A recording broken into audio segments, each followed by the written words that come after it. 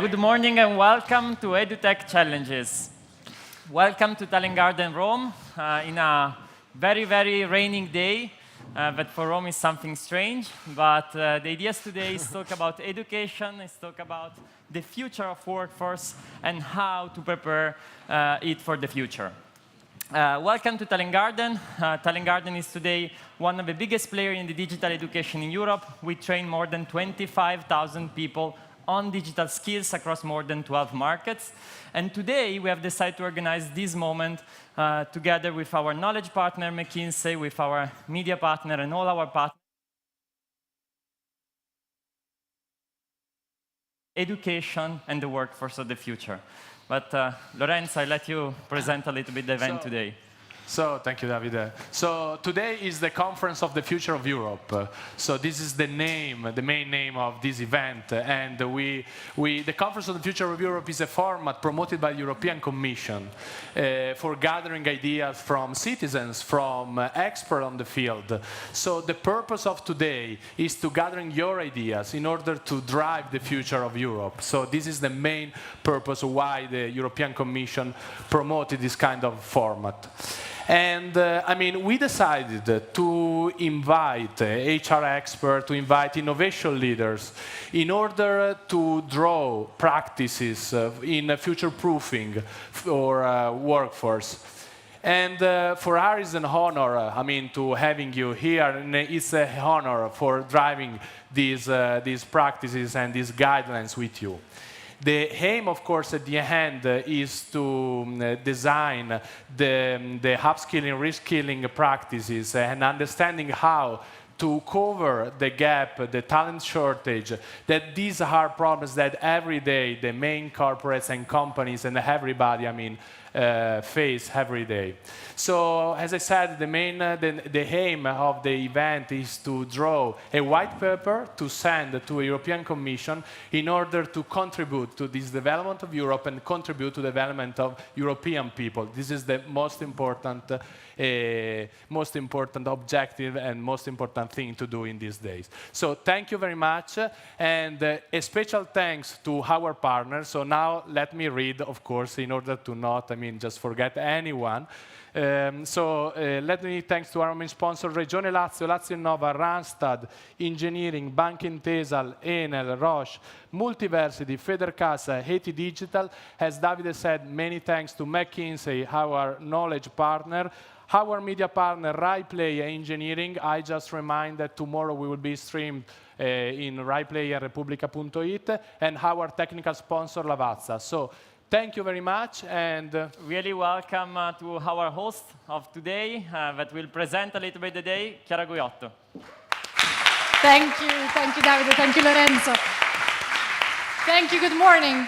Just to introduce me a little bit, I'm a member of Talent Garden and I will conduct the day. I will very briefly introduce Donatella Solda. She will be with us in this morning to start and introduce the topic about the scenario of EduTech industry. What's the market? What's the growth? What are the scenarios? Donatella, thank you.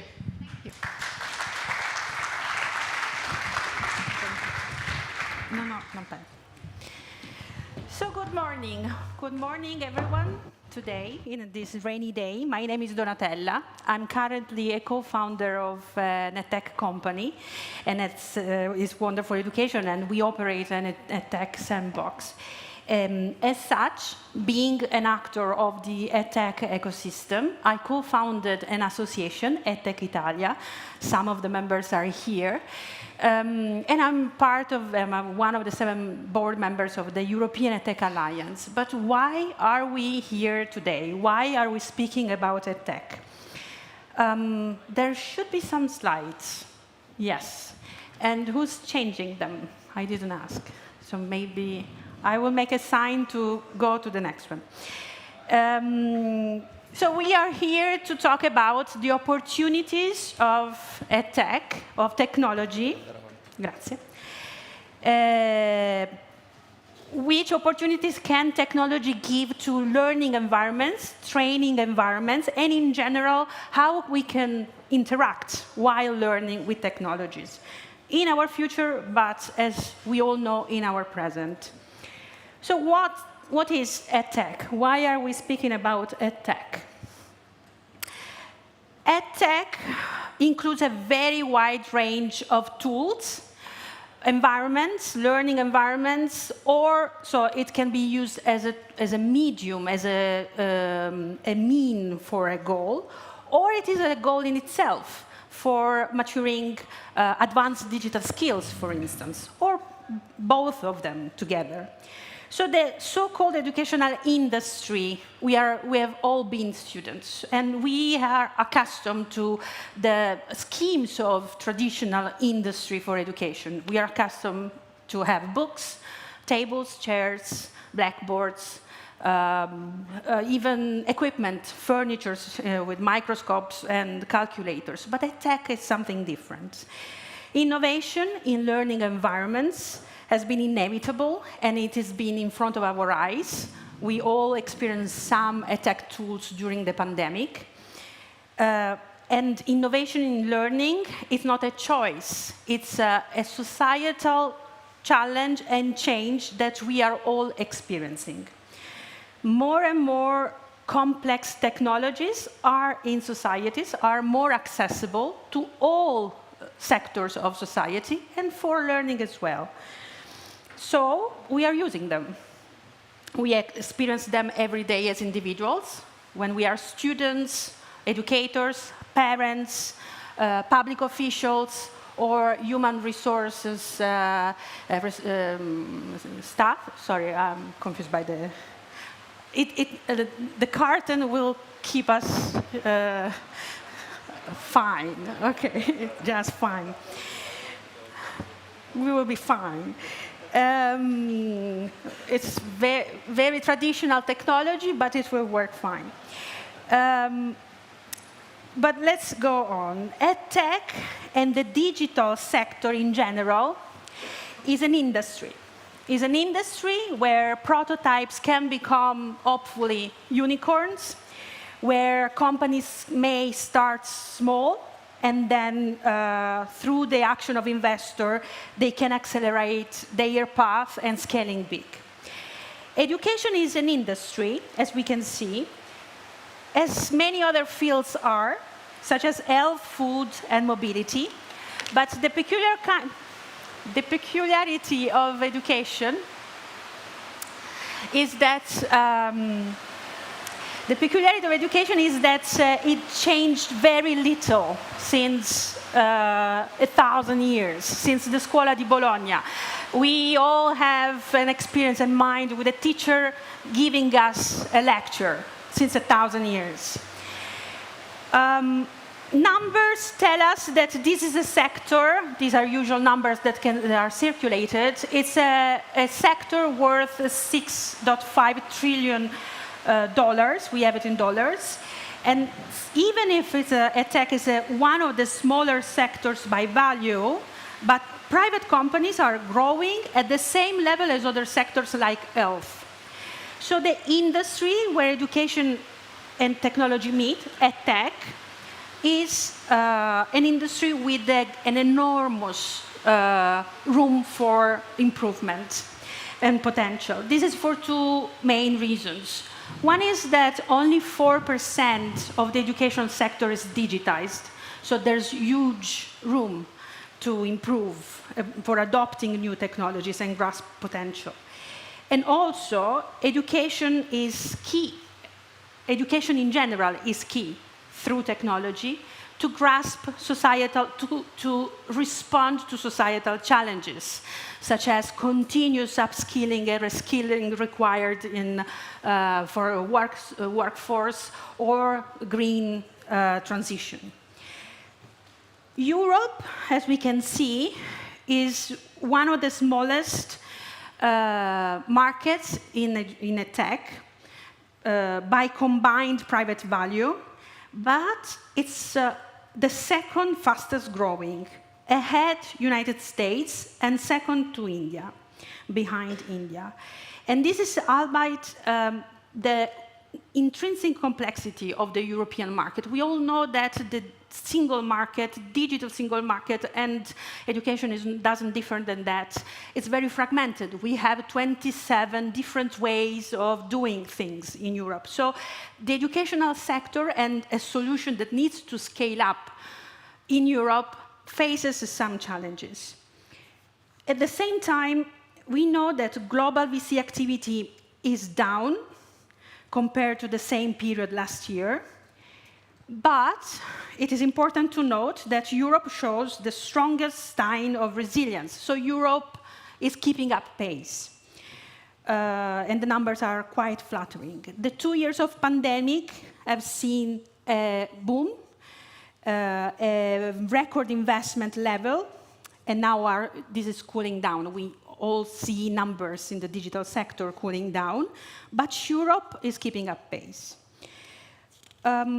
We can say confidently then that, of course, EdTech is here to stay, otherwise why are we here today?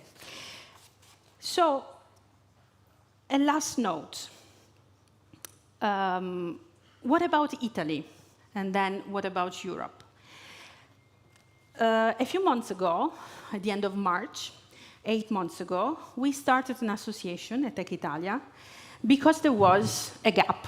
There was a need to fill this gap. Basically, all countries around the globe and in Europe, they have associations like this one, where they gather the whole ecosystem, not only of startups and scale-ups, but also partners interested in making one voice about the needs of progressing through technology for the learning environments. In 8 months, we've done a few things. Here we have Matteo that, together with Dealroom, has built a deep dive on the Italian market and discovered and mapped 150 startups and scale-ups. Among all the top companies, some are invited today here. Talent Garden is among those and is our host today. 60 of these 150 are dealing with, are focused on corporate learning. What is a startup and scale-up? What is an EdTech solution dealing with corporate learning? Solutions can vary, can use intelligence, artificial intelligence, for instance, to examine, to do personalized learning.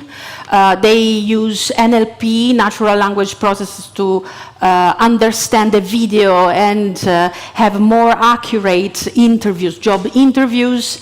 They can use micro-learning or personal learning or gamified learning to keep upskilled and reskilled the workforce. We know that, we know that Italy is the fastest growing market in Southern Europe and among the fastest growing in the continent. Maybe because we were lagging behind before, but this is a number, a figure that we need to take into account. We know that domestic investors dominate investments for Italian solutions, and so 84% of all 2021 investments to Italian EdTech startups were made domestically, and most of the times this happens because foreign investors need to understand whether the solutions are scalable outside Italy. And so startups and scale-ups, Italian EdTech sector needs to demonstrate that we are able to. But we are getting there. In less than 8 months, EdTech Italia, the association, became an association with more than 70 members, paying members, scale-ups, startups, scale-ups, and members of the ecosystem, and started to represent the needs of the sector, such as changing the way procurement in public administration is offered, the rules, the regulations, opening up API, using AI in an efficient way. We are at the highest level talking with European institutions. EdTech Italia is part of the European EdTech Alliance, and Europe equipped itself with an association that is a counterpart for the regulators that consults them when, for instance, passing the regulation on AI. So thank you, Talent Garden, for organizing this event. Thank you for being here, and happy EdTech Day to everybody. Thank you, Donatella. Thank you, Donatella, President of EdTech Italy. Thank you for introducing us to these 2 days. So what's going to be happening in these 2 days? We're going to be here. Thank you for participating here in this room. Thank you for those who are following us in streaming today and tomorrow. In these 2 days, we gather all the players in the EduTech field, all the companies and corporates that are acting in these scenarios and taking these opportunities. We're today going to discuss, so alternating panels, discussions, and also working groups. As you see, we're working around tables to discuss and build upon each other's ideas to find new ways forward in this industry. So I'm going to introduce Giulia Pagan, which is going to moderate the next panel. So we're going to zoom in this moment to understand better what's the state of the art, what's the present, and what are the actors in this field. Thank you, Giulia.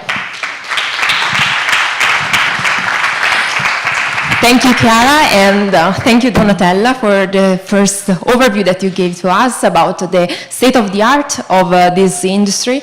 I will go in deep dive and having some more insights from 3 innovation leaders of this sector. And I will talk about these insights and these challenges with Marco De Rossi, the CEO of WeSchool, with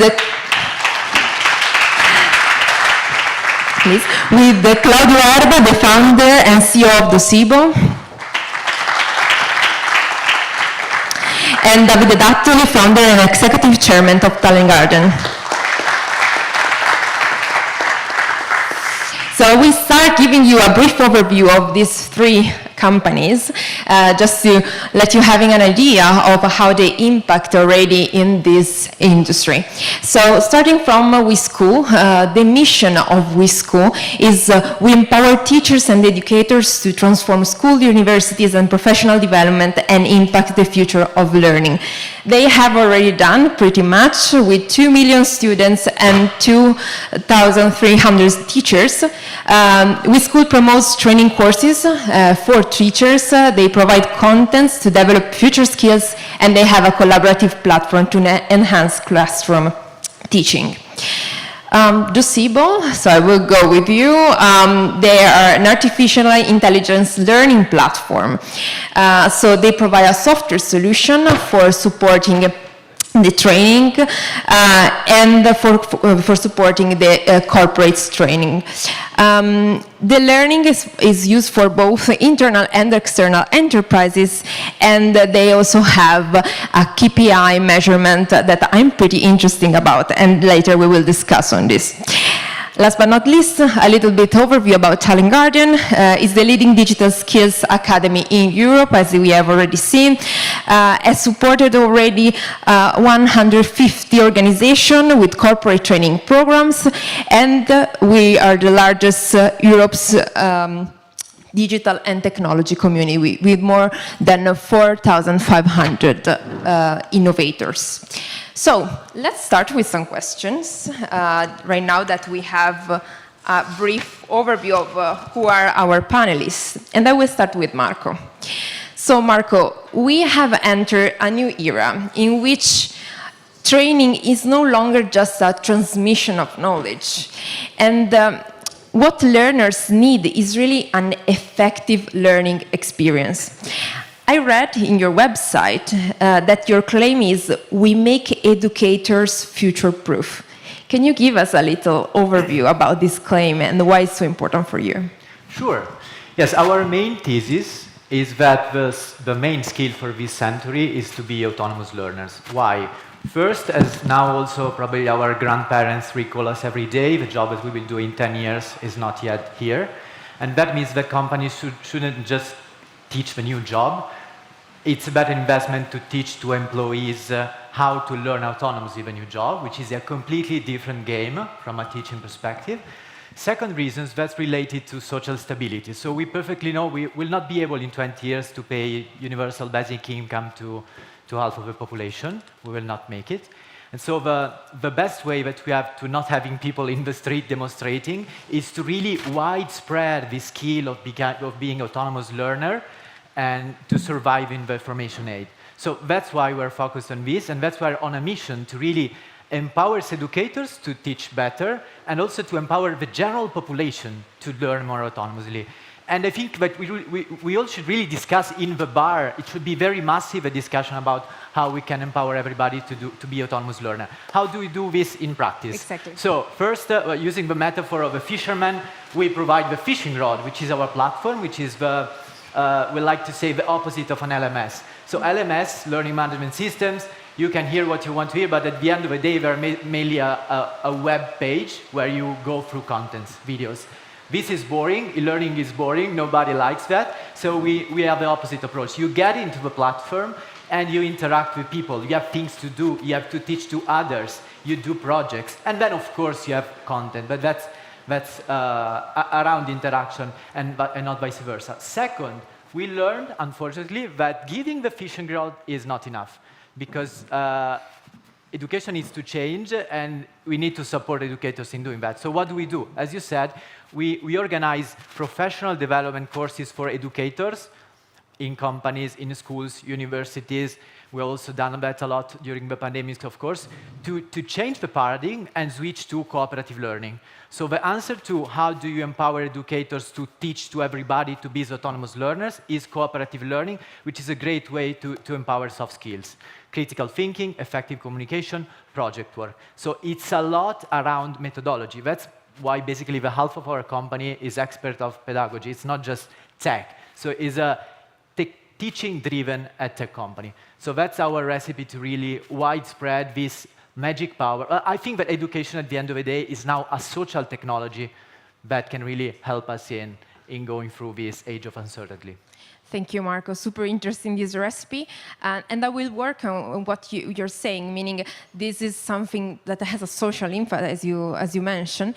And I will go with Claudio, talking about training inside corporates and the social impact that is connected to that. So in your opinion, how is the corporate training changing, according, of course, to Docebo, and which are the main trends that you are seeing in the market right now? Yeah, so first of all, thank you for having me here. It's a pleasure as Italiano to do some speech in Italy in English, but in Italy, which is unusual for me because Docebo is mostly a North American company, traded publicly at the NASDAQ, and we sell 75% of our revenues in North America. Our customers are almost 1,000 employees and above. Biggest customer is like Amazon, training 29 million people with us. So the Amazon training platform is made in Italy, for real. So I can probably give you an overview of what's happening in the United States, and probably is now shifting to Europe, starting from north, coming to south. And for me, it's an history that I've seen since 17 years and a half, because it's 17 years and a half which I founded Docebo. So I've seen many changes. What are the changes that happened and are still happening in the industry? First of all, the biggest thing is a decentralization of learning. Learning is not anymore an HR business only. HR is still leading some part of the training, but in Docebo, we, for example, identify 8 different use cases inside the organization with 8 different owners. So we speak with 8 different training needs from sales academies, where are meant to educate the sales organization inside the corporate organization itself, to compliance, which is very legacy business, like soft skills. Nothing against compliance of soft skills, by the way. But also product training is one use case. Customer support training, it's an academy itself. And so this was the first seismic shift that we have seen. From HR, some owners want to take the hard skills academy inside the department with different way to train their people, because also creating content is not an instructional design business anymore. It's need to be quick, and maybe artificial intelligence can help. There is another shift now, which is external training. Companies have learned that stay in touch with their customers means also train their customers, train their partners, and train future employees. What Amazon AWS is doing with us? Training people about AWS technology to create a pipeline of software engineers to hire.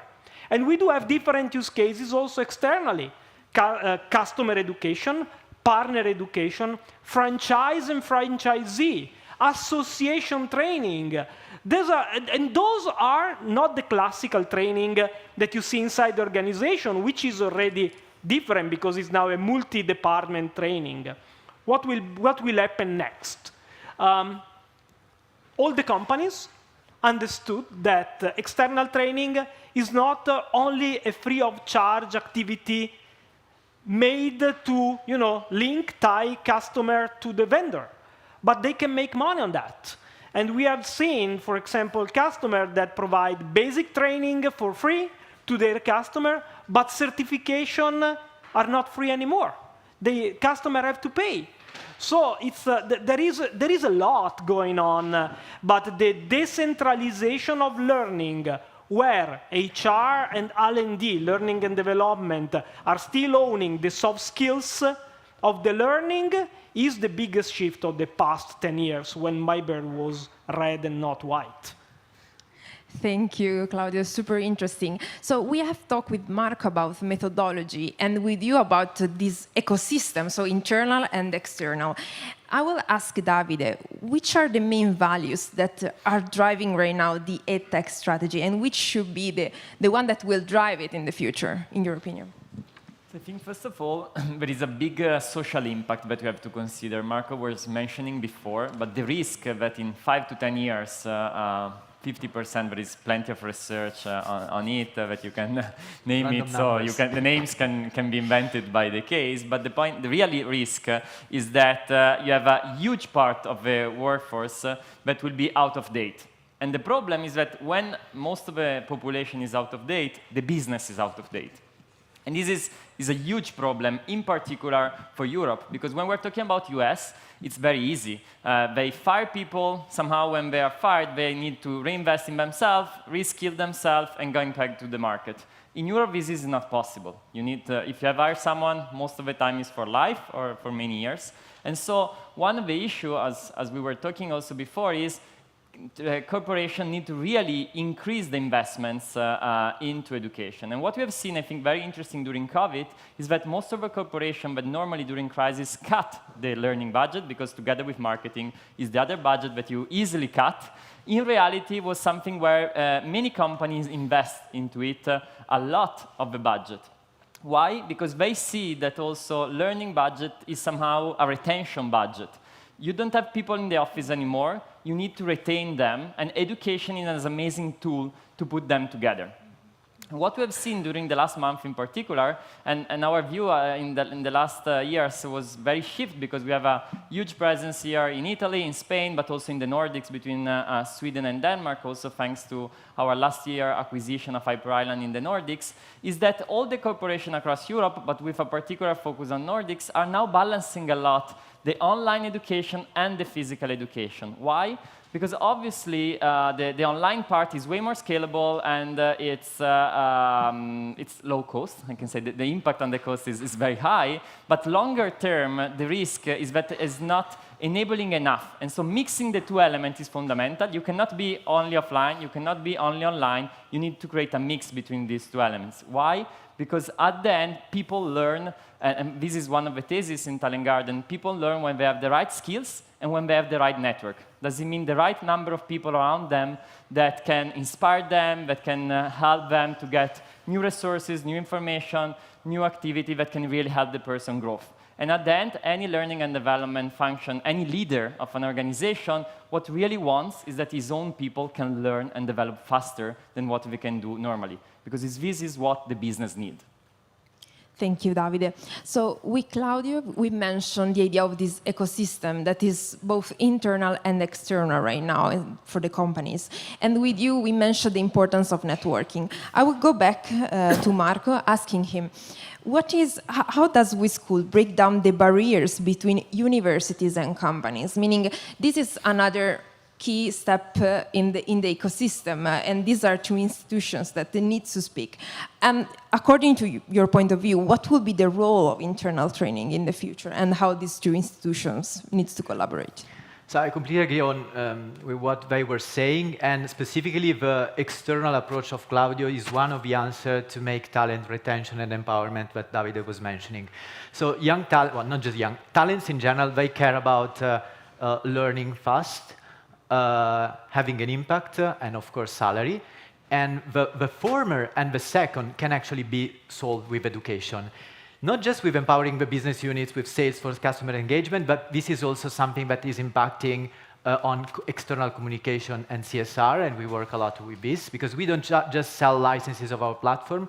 We empower our clients that are, well, the major global companies in consumer goods, financial system, fashion, and so on, in having projects that empower employees because they have an impact on their districts, on their territory. So let's destroy the barriers between the external communication office and the HR training office, because it can be the same thing. So we have projects where employees from the largest bank globally go in schools and empower students to, for example, choose a STEM career. We have tutoring project, you mentioned universities. Well, for example, one in Rio de Janeiro, the university students helps high school students to decide what to do in their life. And that's really the best way that you can offer to high school students to decide what to do. And so this is a way to destroy barrier also with employer branding, because probably the main employer branding tool the companies have are their skills, because students, they don't care so much about the fact that in your company you have free meals and, okay, not everybody wants to stay full remote, it's not a benefit anymore. They want to learn what you do in your company to see if it's worth spending years of your life in that. So it's really education as a cross process that involves internal stakeholders, clients, of course, but also the son of employees, to make the community healthy in the research also of a new sense-making that education can solve. I love this process that you describe because it's really the representation of continuous learning in every part of your student's life and then in your professional life. So I really like that. Going into really the future, and I will ask Claudio, you mentioned before the role of artificial intelligence. You just gave a hint about that. But what do you think will be the real role of this technology in training? And I also heard you talking about a skill seismograph, and I'm pretty curious about that. So, about artificial intelligence, first of all, I believe that the world rotates around people and love and not around robot. So, robot should and good food, by the way, and wine if you are wine tasting.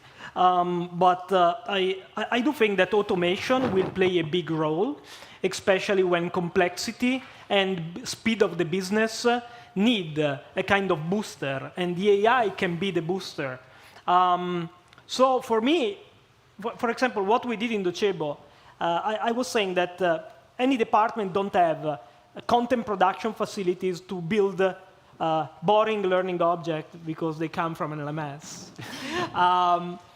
But they need to go very fast and to build content very fast. So we have developed a product called Docebo Shape, which you can upload a Word document, you can upload a PowerPoint, and the system will create on its own, without any human help, a video that is a training video itself. And this allows companies to reduce to 15 minutes a work that usually is done in 20 days.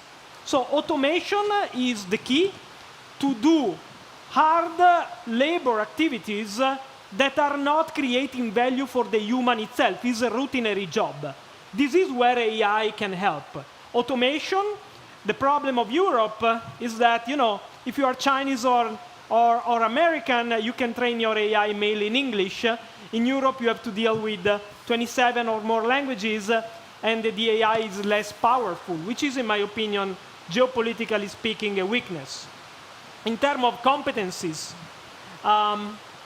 we do see a lot of new competencies come alive in weeks, not in months or years, but in weeks. And maybe we have to wait a little bit. You said something wrong. It's training knowledge. Yeah, exactly. Let me give you a couple of practical examples. Customer Academy, we need to sell to a person which is the Customer Education Director, which is a job role that was not existing 2 years ago. My buyer persona of a fast-growing sector, which is customer education, was not existing in US a couple of years ago, or at least was 1/10 of the size. And about AI and skill is all about data. And as LMS, we generate a lot of data. But what happened? That in order to consolidate this data, you need a person that is a data strategist, that consolidate the data generated by a software. And also this job was not existing 5 years ago. So how can we track this? Probably AI can help us crawling the job portal like Indeed and so on, to see if there is a new job function asked from the industry that was not mapped before. Super, super interesting. Thank you for this answer. So we mentioned the importance of keeping update, which are the new skills that are emerging from the market, and try to understand how to support people in understanding the new jobs and which are the main skills that they need to learn. Davide, you already mentioned something about learning again a new job, so reskilling, and sometimes we use also this term outskilling. Can you give us a hint about what do you think will happen in the future about this? First of all, before this, let me say that I'm super curious about how many very brilliant things can come out of today, because we cannot all go out of this small building because it's impossible, but thanks, Rome. No, outside the joke. So first of all, I think that in the past, education was something that was very focused on few targets inside the corporation. So we were focusing on talents, we were focusing on leadership, we were focusing on technical education or compliance only for someone. In reality, what is happening today is that digitalization has bring a totally shift on this. Everyone inside the organization needs to be a digital layer. Everyone inside the organization needs to work on the future of the organization. And thanks to this, what we are seeing is that corporations are not anymore investing into specific projects or specific targets, but they are really creating and setting up overall a reskilling and a skilling program for all the organization. At the moment, we are working with more than 150 corporations across Europe that are decided not only to invest in few targets, but have decided to set up their own corporate academy. And what is happening a lot in this period is that most of them are also deciding not to do alone, but to do in joint venture, in partnership, in different ways with external players like Talent Garden, but somehow try to build inside the organization a really skills and a new skills mindset for building knowledge. And this, as Claudio was saying before, is not anymore something that is only in charge of learning and development or HR, but is something that goes to the business. Everyone in the organization is being responsible of understanding how to upskill all the people inside the organization. And this is a big shift because it required that leadership inside the organization is way more flat, and everyone has the right knowledge and tool to not only manage people inside the organization, but develop them. And this is the big shift that we are seeing and will be key and more key in the future in order to attract new talents, to retain more talents, but in particular, you were saying, on really reskilling and outskilling the people that are not ready anymore for the organization. And I believe that reskilling in particular are a key for some of the people that are not ready anymore to remain in the organization, and reskilling them, it's an amazing tool to maybe take someone that are not useful anymore in one area to really shift them and bring into an area where you can really make the difference. And not only on this, we just launched together with one of our partners an amazing program of reskilling for people unemployed by 2 years. And we had the third edition on Monday with Fideuram, Intesa San Paolo Private Banking. And the idea was taking around 75 people that were unemployed on the market, making 3 months on the training on data and helping them to reskill and inserting in the market. What was incredible was that more than 54% of them find a job at the end of the courses inside the organization, because people is not only that you can train them when they're young, but you can train them also when the average age is way higher. And the reality is the passion and the involvement, the creativity that they show was something really unbelievable, because somehow they were saying, thanks for giving us a second chance, and they have the knowledge of the company plus the digital skills training that we provide them. And this was an amazing, incredible way for them to really relaunch their career. And I believe that this will be something that for the future is really key, again, to maintain that way of keeping the talents and avoiding big layoffs that will be a risk for the future. Thank you, Davide. I will build on 2 words that you say, so make it happen and passion. And I have a final question for all the 3 of you. So the EdTech ecosystem has a strong economic and social impact, and I have heard it from your words in the last answers that you gave me.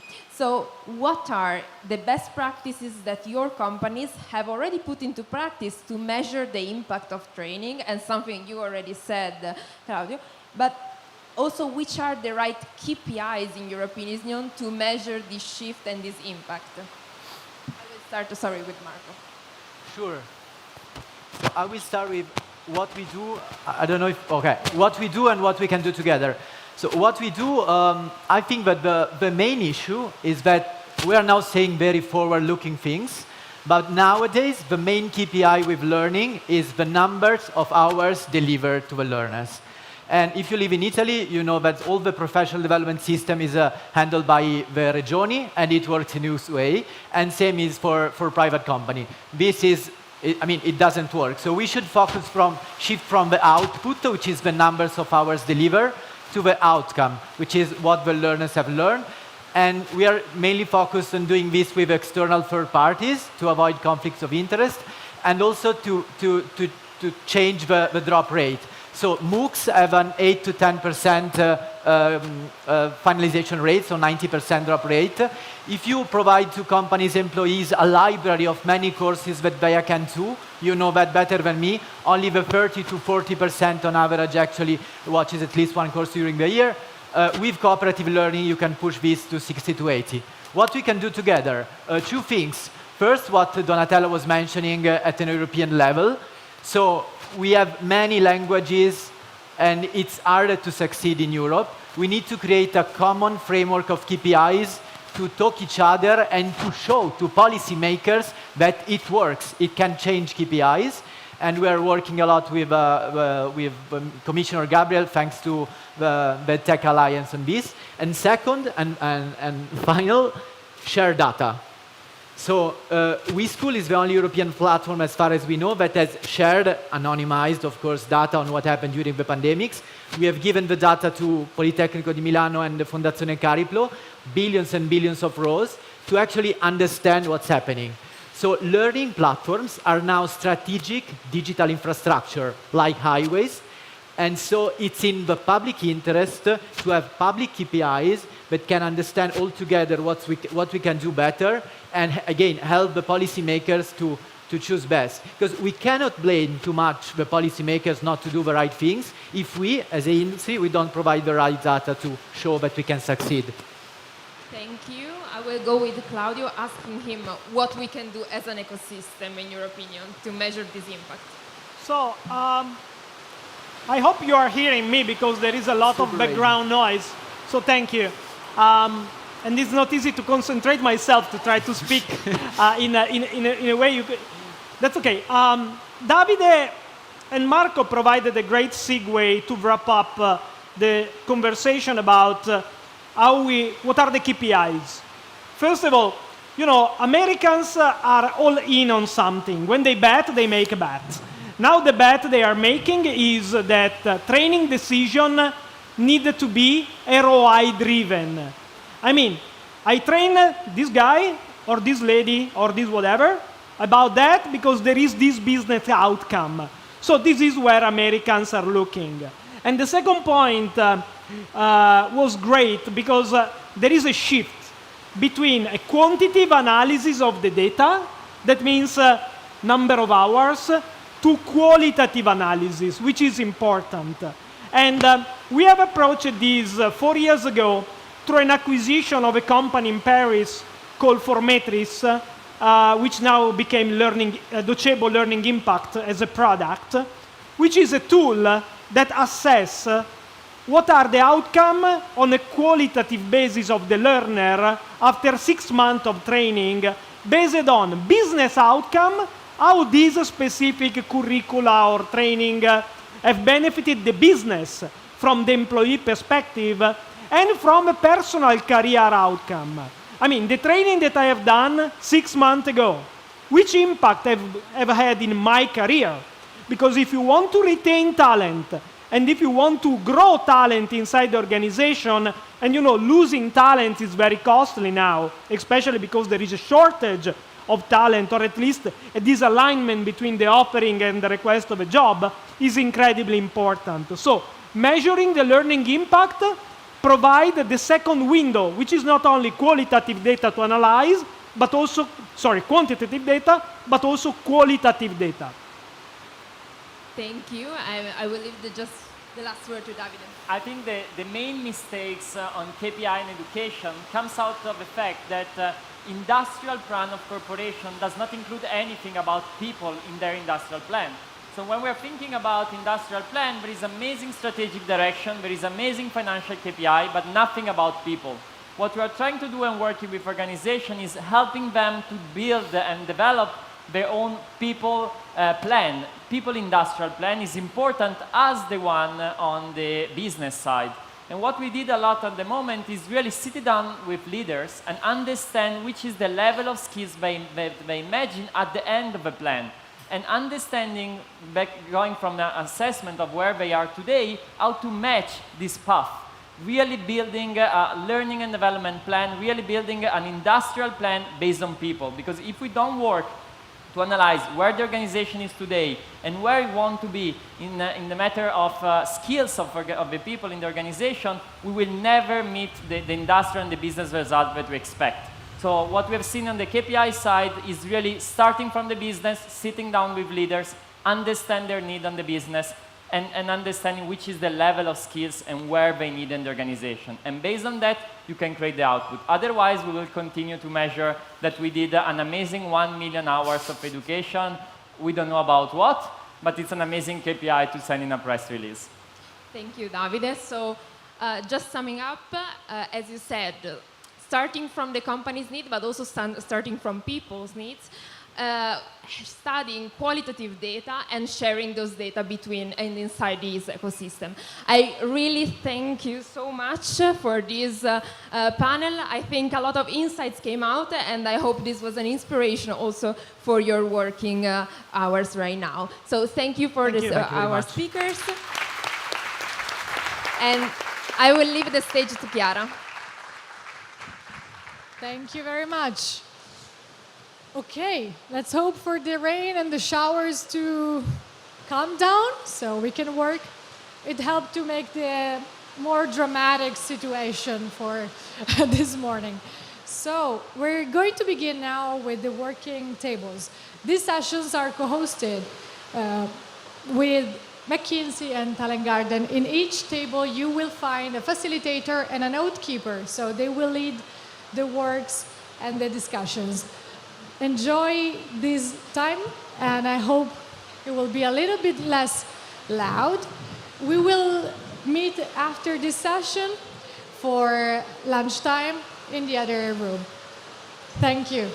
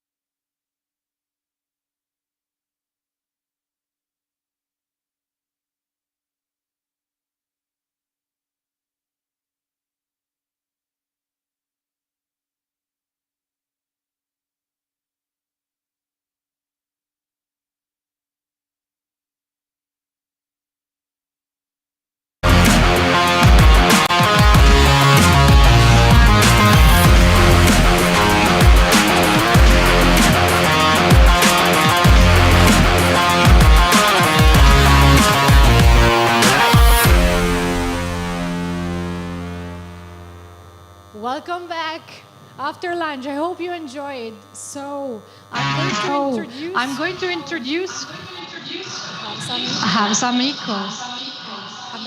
I'm not going to talk. Okay, some live issues.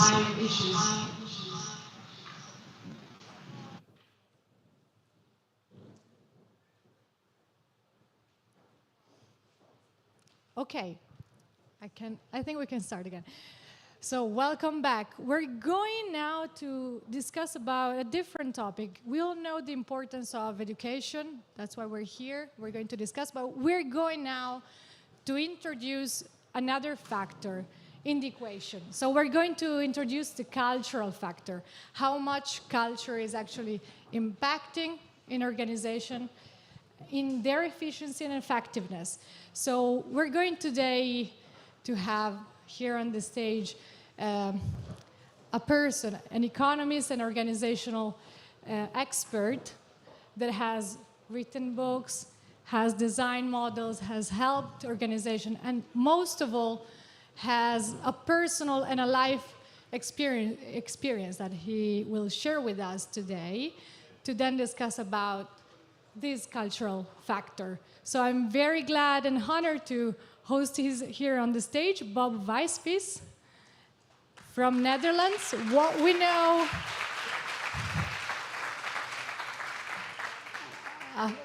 an interesting fact, he lived in more than 60 countries and not as an air pilot. This is something very interesting of him.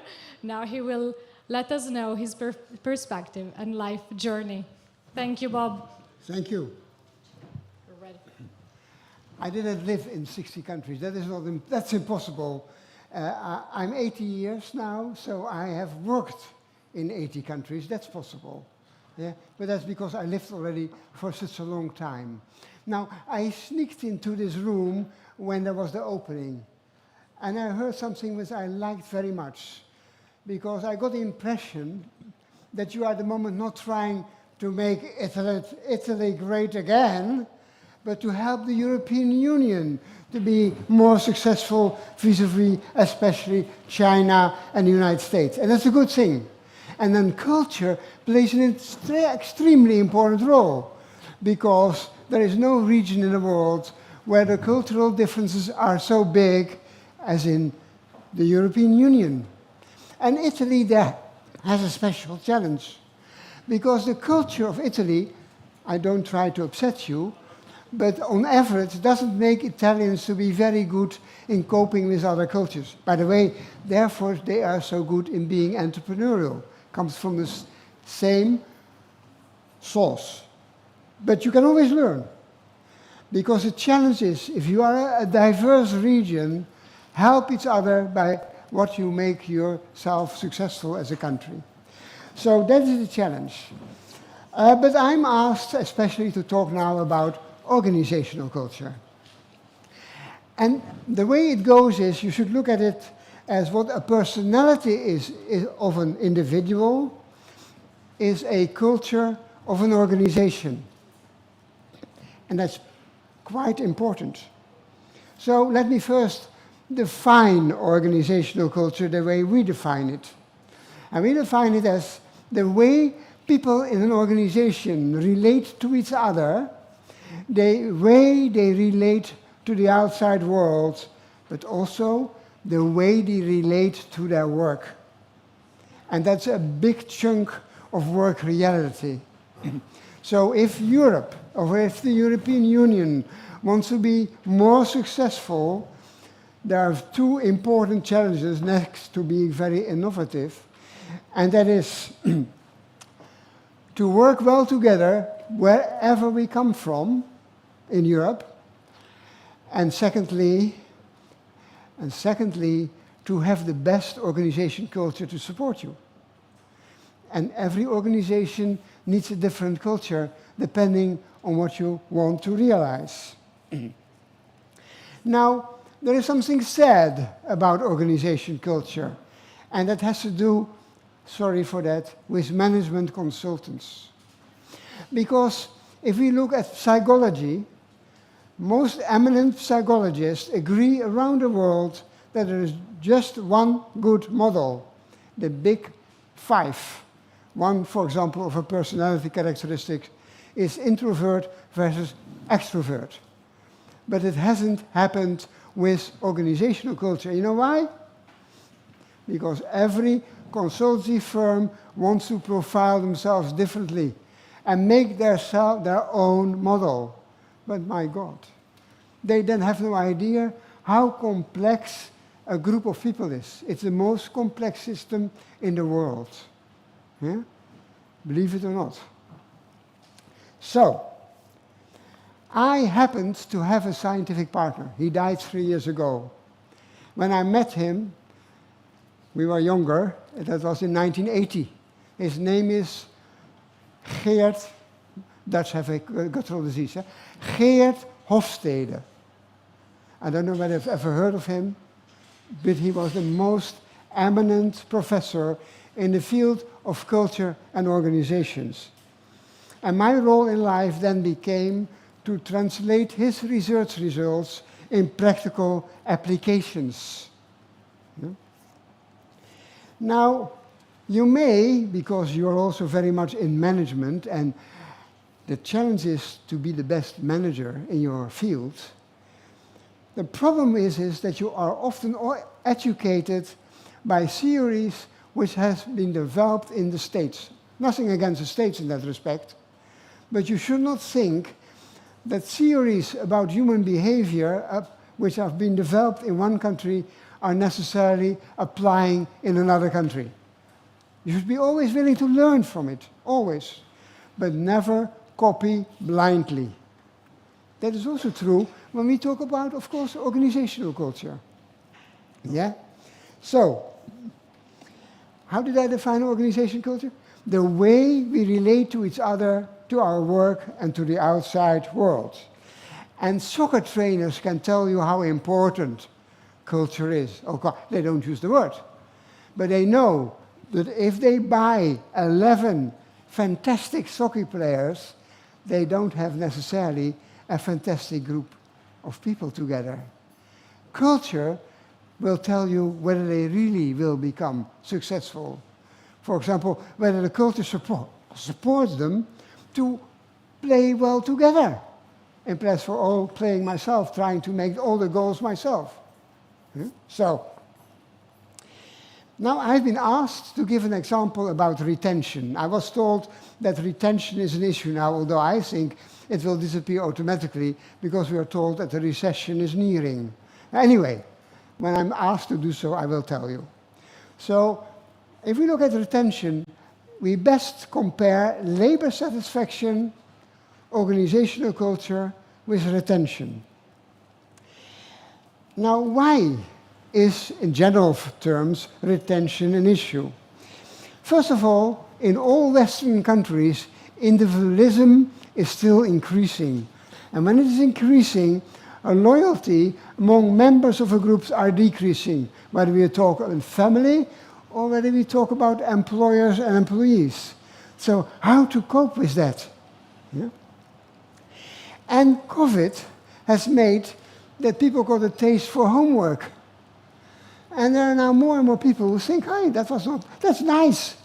Why should I go back to the employer if I can stay nicely at home? Also creating a problem with retention, perhaps. Yeah? Although I can tell you that organization culture can solve that. But now it comes. If you ask people, what would you like to do about it? They will say, a labor satisfaction survey, that will solve the problem. Probably not.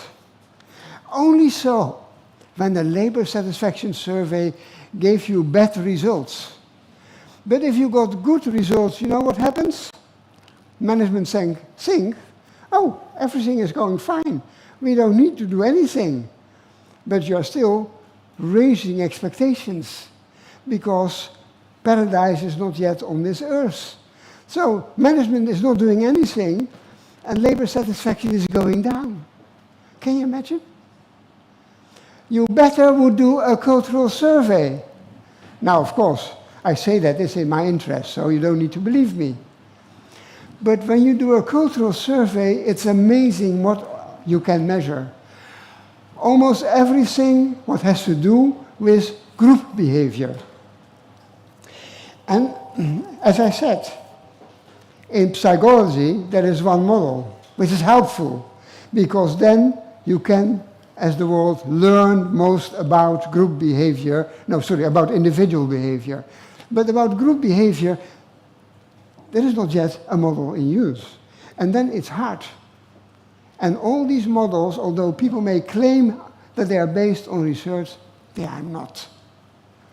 Only this guy, this professor with whom I worked, he was able to do so. But yeah, I have not been yet able to do so because I made an architecture full of algorithms. And I was extremely proud about it. Wow, I made it, wow. But it was too complex, because organization culture is a very complex thing. So I have now changed my mind, and I have made a new architecture, where all complexities are running at the background. And so we are now looking for other innovative parties who want to help us to put it in the world as the world standard. So if ever somebody thinks, hi, maybe something for me, talk to my partners. They say to me, Bob, you are too Dutch to try to sell this in other countries. You are too Dutch. You are too blunt. That's what Dutch culture is, too outspoken, you know. So that is about it. Now, when it comes to retention, the question is, what can you do about it? People often think that a happy worker is a productive worker. That's not the case. These are two separate things. It's nice, by the way, if you're an employer, you have happy workers. But don't think that they will be productive. The culture of your organization can both make people happy and productive. They can also both make them unhappy about it, by the way. Huh? That's depending how you manage your culture. And we can find that out for you. And the way we have now made it is that you can find it out yourself. Once it's programmed, we are looking for that still, and it's rolled out in the world. But once that's done, then clients can do it themselves. They don't need to do it themselves. They can involve consultants, but they can do it themselves, as everything what's difficult is running at the background, making your life easy and monitoring it continuously. And what you shouldn't do, if you're told that you better change your culture, don't make a separate project out of it. Worst you can do. Integrate change in your day-to-day work. So, if I may also give you an assignment in your workshops, yeah, if you allow me to do, ask yourself and discuss with your colleagues around each table, are we playing our culture successfully and enjoyable? Because changing culture should not be a tough challenge, but an enjoyable challenge when it is integrated into your day-to-day work. I have all the time to look at this, you know, because I'm told you are so strict on time. Oof. Is there still a question? There's somebody who could ask a question. I have still some time, a little bit of time. Anybody? No? Then I thank you very much, and I wish you much success with your work. Thank you very much, Bob. Thank you. So, we're moving toward the next panel session. We've been talking about change, retention. We've been talking about individual and collective dimension. So we're now moving on the next panel about the importance and the challenges that the universities are facing in this moment. Of course, dealing with upskilling and reskilling areas. So I'm going to introduce you Giulia Amico Di Meane, Talent Garden Innovation School Director here. Thank you, Giulia.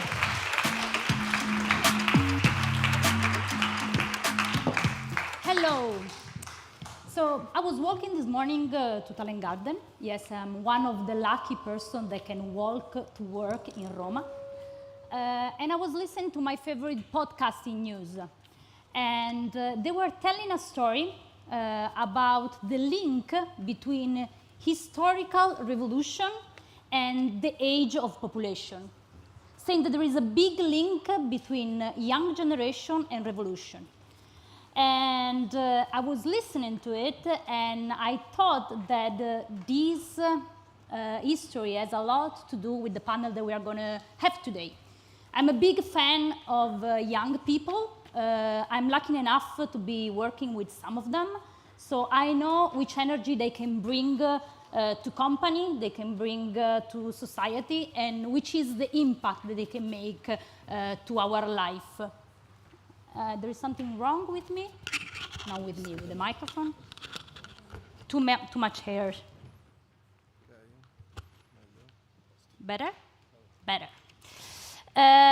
So I'm looking at all of you here. There are managers, there are people from institutional, and I think that we do have a big responsibility on how we are setting the tone, how we are actually building bridge between young generation and company and society.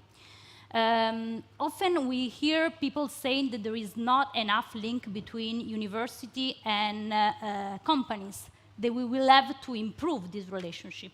And that's true.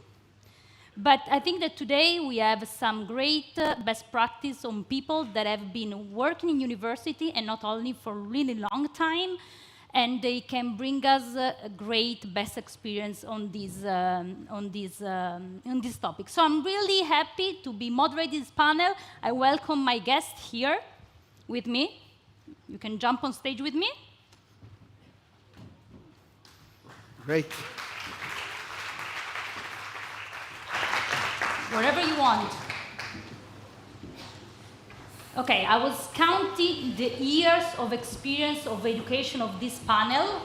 Don't do it. Don't do it. No, we almost reach 100 of years of education. So we have a lot of experience. We have different background, different culture. And so I'm really happy to be having the opportunity to talk with them. So let me just briefly introduce you, our guests today. So we have Mariano Corso, that is a professor of Politecnico of Milano, one of the most important university, I would say, in Italy, with more than 30 years of experience. Welcome. Then we have Cristobal Garcia Herrera, teaching fellow at Imperial College Business School of London. You have been found even a couple of startups, and you are leading an accelerator, so you have a lot to say about education and entrepreneurship spirit. Then we have Leon Laulusa, that is Vice President of ESP Business School, one of the oldest business schools in the world. And then we have Fabio Vaccaronno, President and CEO of Multiversity Group, the market leader in Italy in terms of e-learning. So, welcome again. Let me start with you, Mariano. The Poly Hub in Milano is one of the best examples that we have in Italy in terms of innovation and of link between the external world and the education field. Could you tell us a little bit more about it, and which is your secret recipe? Well, I wouldn't say we have a secret recipe. It was a long journey, and I think it's very much based on the way we were born. We were born as a consortium in the late 70s. We were born as a consortium of companies, and we have always been working with companies on the idea of innovating the economy, creating new jobs, creating new competencies. And this is what we are trying to do. Not only, you cannot really understand our strategy in education if you don't look also at our strategy in applied research and startup accelerators and this overall mission of a university that want to be a school of thought at international level.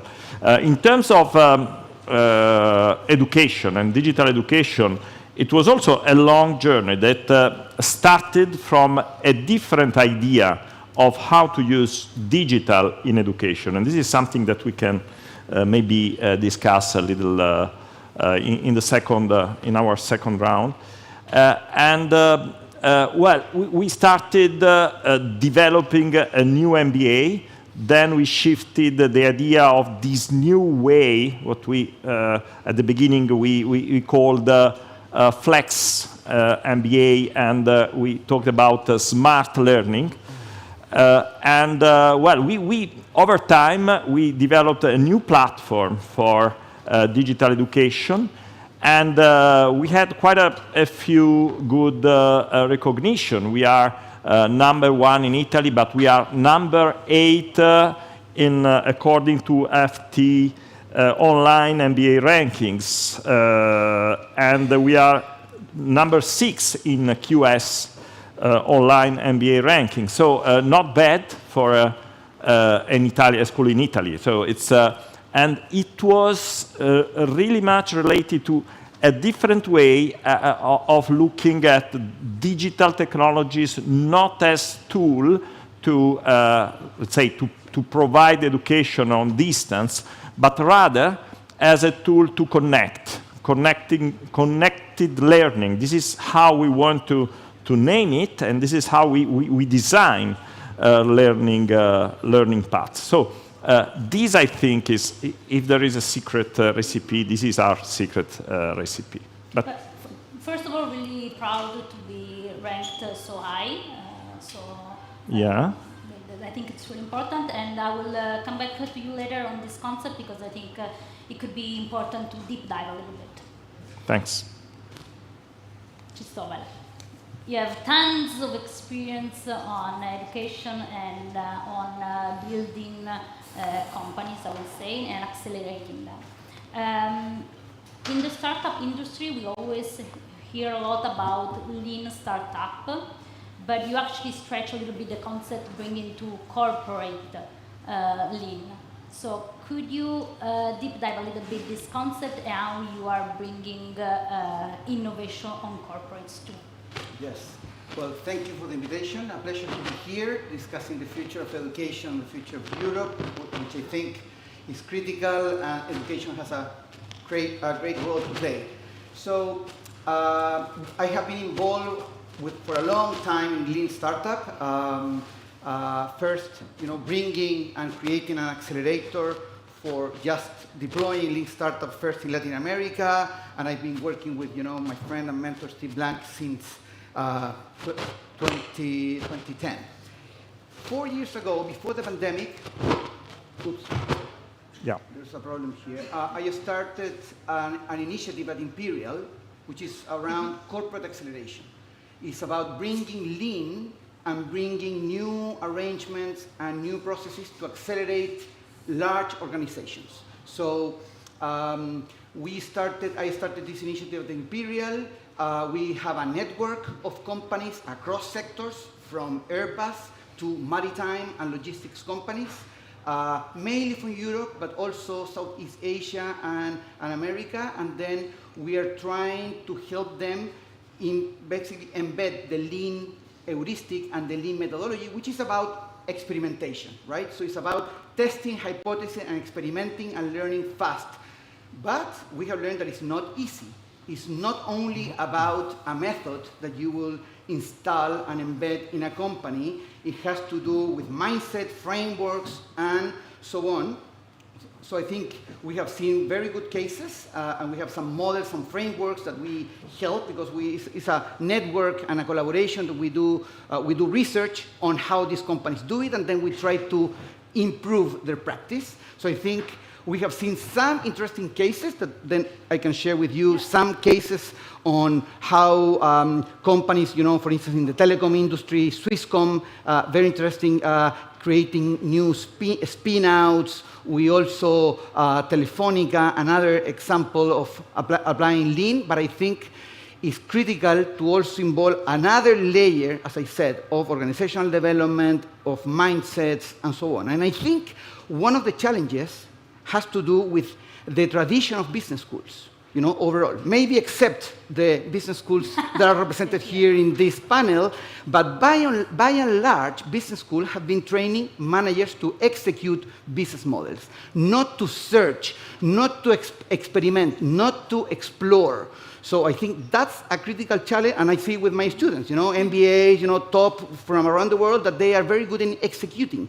But to implement lean and to really think what's next in your industry, in your products, you need to be able to experiment and explore in new ways, and we need new tools to do that and new frameworks. And I think the framework on organizational ambidexterity has some tools and some recipes on that, which is a manager that can exploit your business model, what you are good at it, but also explore new things. And I think we need more, and we need to train this new manager to develop new products and services, but also to cope with the big challenges that we have ahead, in our world and in our horizon. So do you actually make a manager and students work together? Yes. Okay.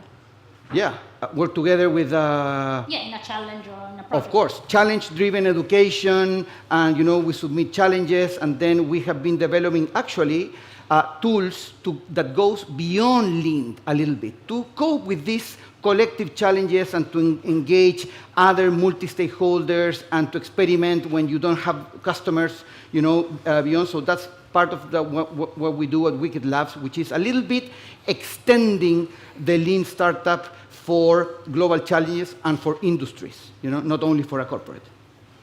I think it's really interesting, the point on the teaching people not just to execute things. So I will get back to you later on, since your experience even on startups, to share with us some advice that could be useful. Yep. Leon, I will, since we are talking about the collaboration between, again, external and internal, meaning internal, like the educational part, in your model, the corporate are shareholders. So can you deep dive a little bit why this is important and how this could make your ecosystem linked to the work environment? Yes, good afternoon, everyone, and thank you for inviting me, Talent Gardens. ESCP, it's a young startup of 203 years old, and so founded by a group of entrepreneurs, and one of the foundings coined the term entrepreneurs. And then in 1868, Parisian Chamber of Commerce, so the region of Paris, bought this ESCP. And so why this is important? So our shareholders are the Chamber of Commerce. Actually, the Chamber of Commerce in Paris count 1/3 of French GDP. And we have in our members 700,000 firms. So that's why it's very important. So this is our singularity. And so working with companies is natural for us.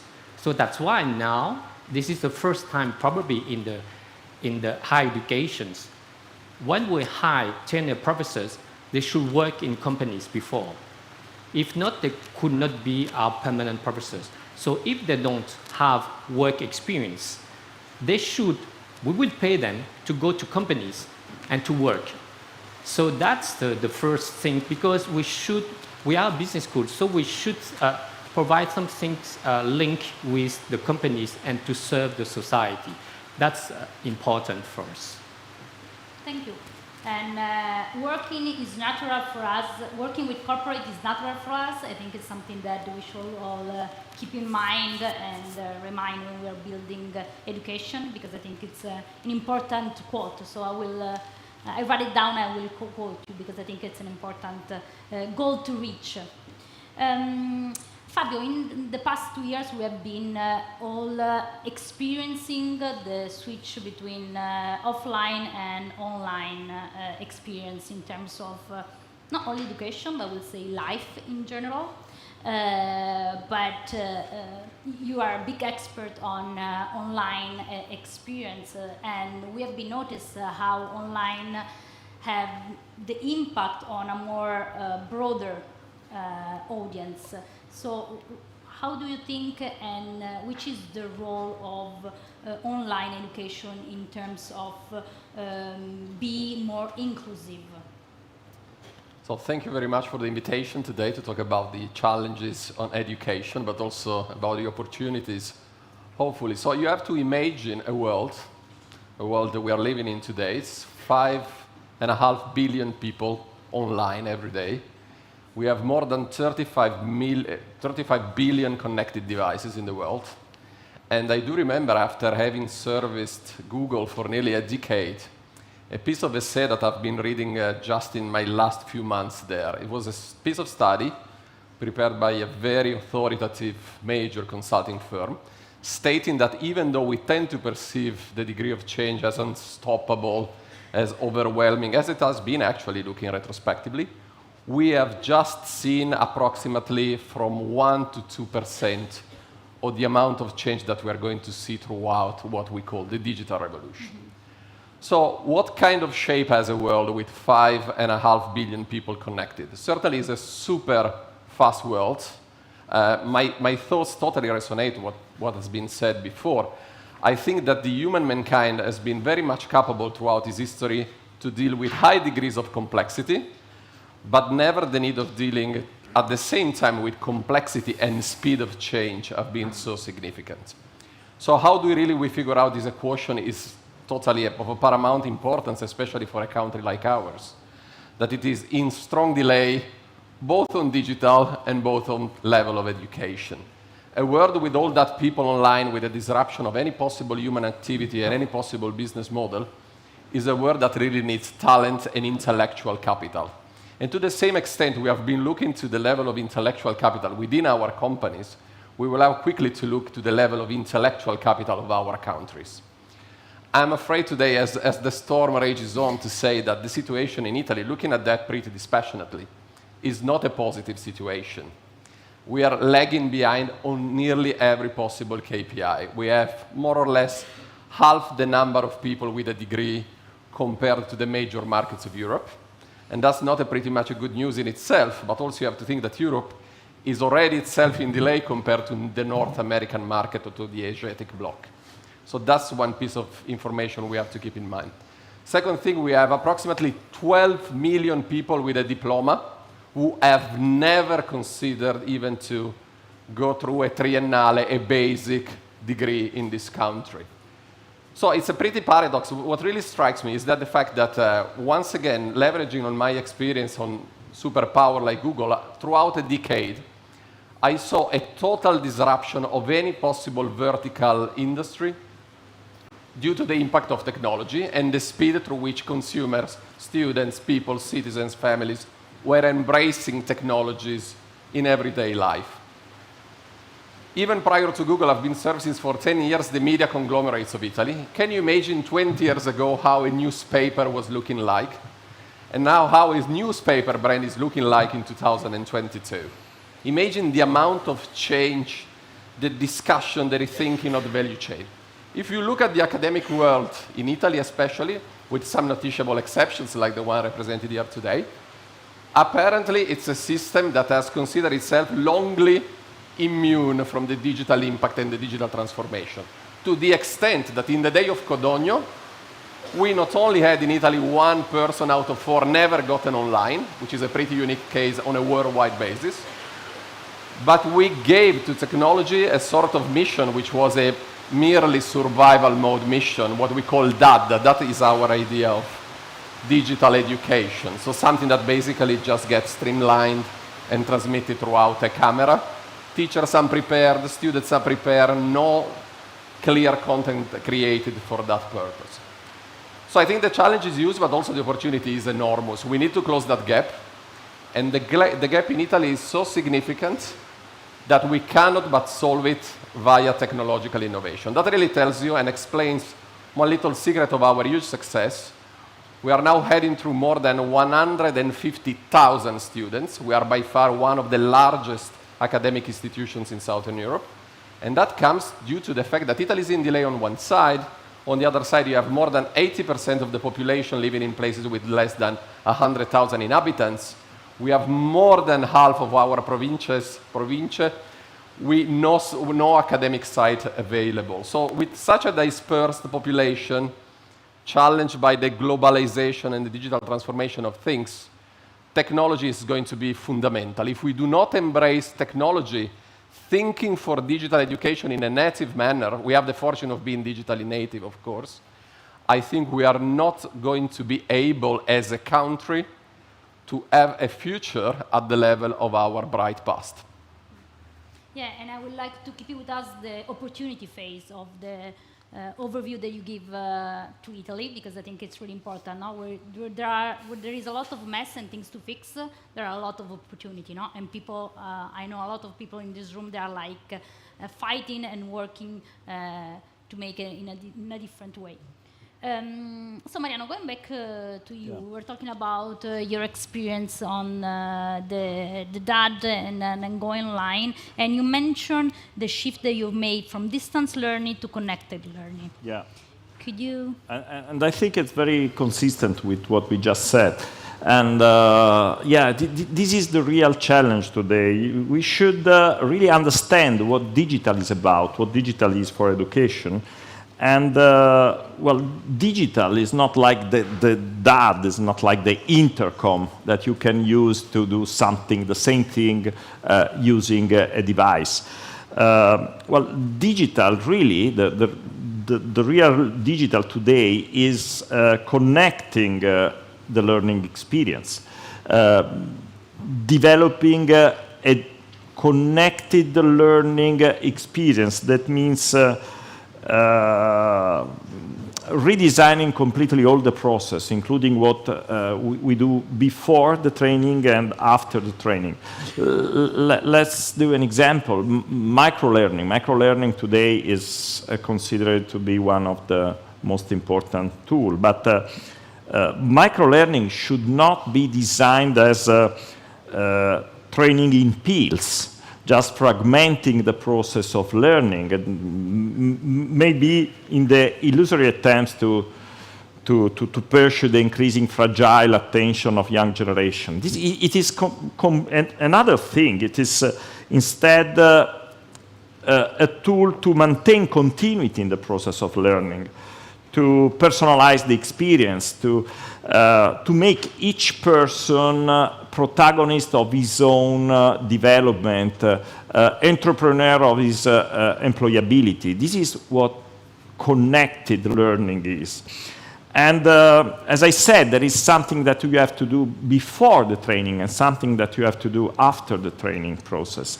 Before the training, there is much more to do than just listen to the need and design. It's about creating the engagement.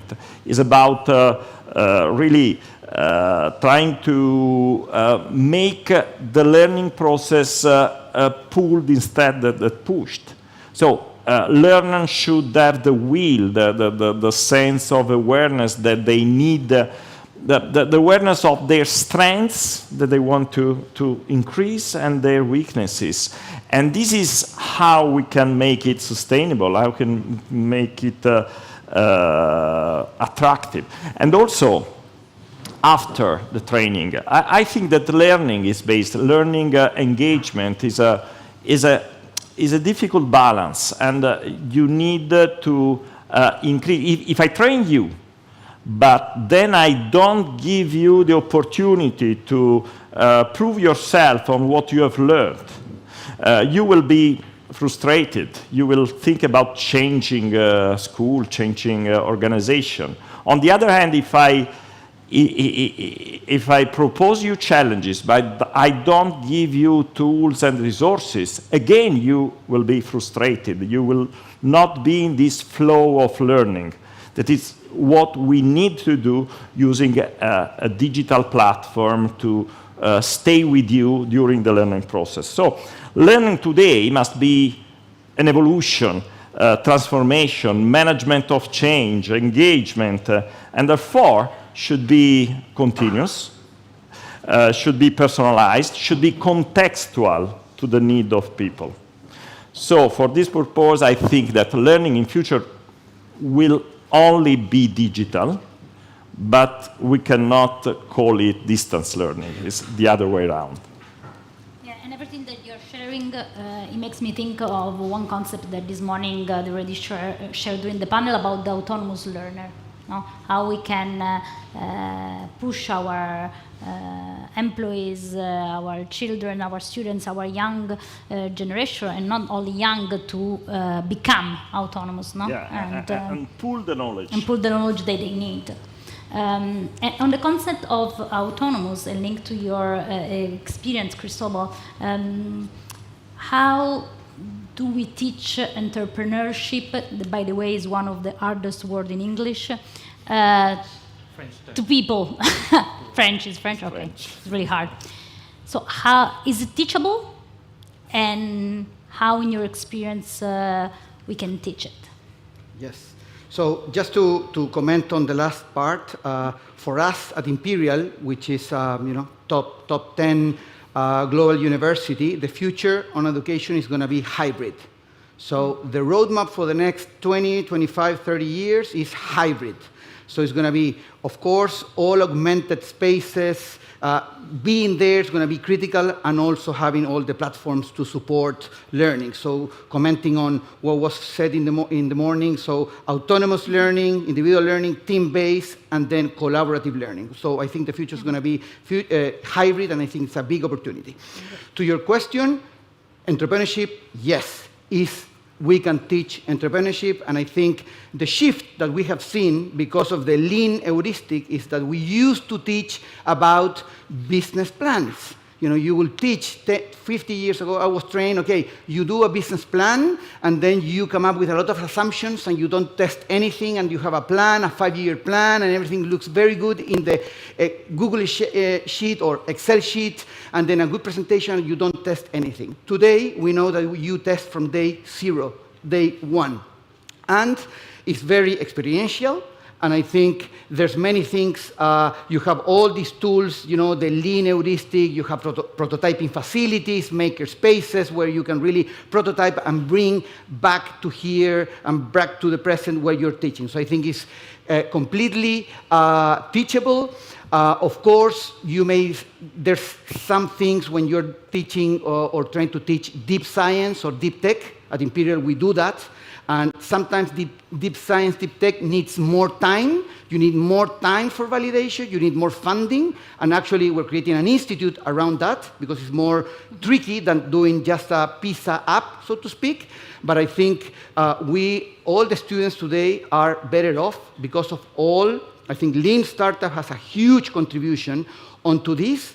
But we're also working in the next generation of tools because of the world that we live in, and we need to tackle big challenges. And I think when you don't have customers or users to test, you need to extend that heuristic. And in fact, I'm going to be teaching in June and July with Steve Blank at Imperial a course called Wicked Problems, System Dynamics, and Entrepreneurial Innovation. And we're looking for sponsors, institutions, governments, corporations to send and submit challenges for the students to really crack these problems. And we're going to extend the heuristic, as I mentioned, because sometimes you need heuristics beyond experimentation and beyond one corporate to really tackle these big challenges. So I think both sides of entrepreneurship can be taught, and I think that's why it's a good opportunity for everyone in education to teach entrepreneurship.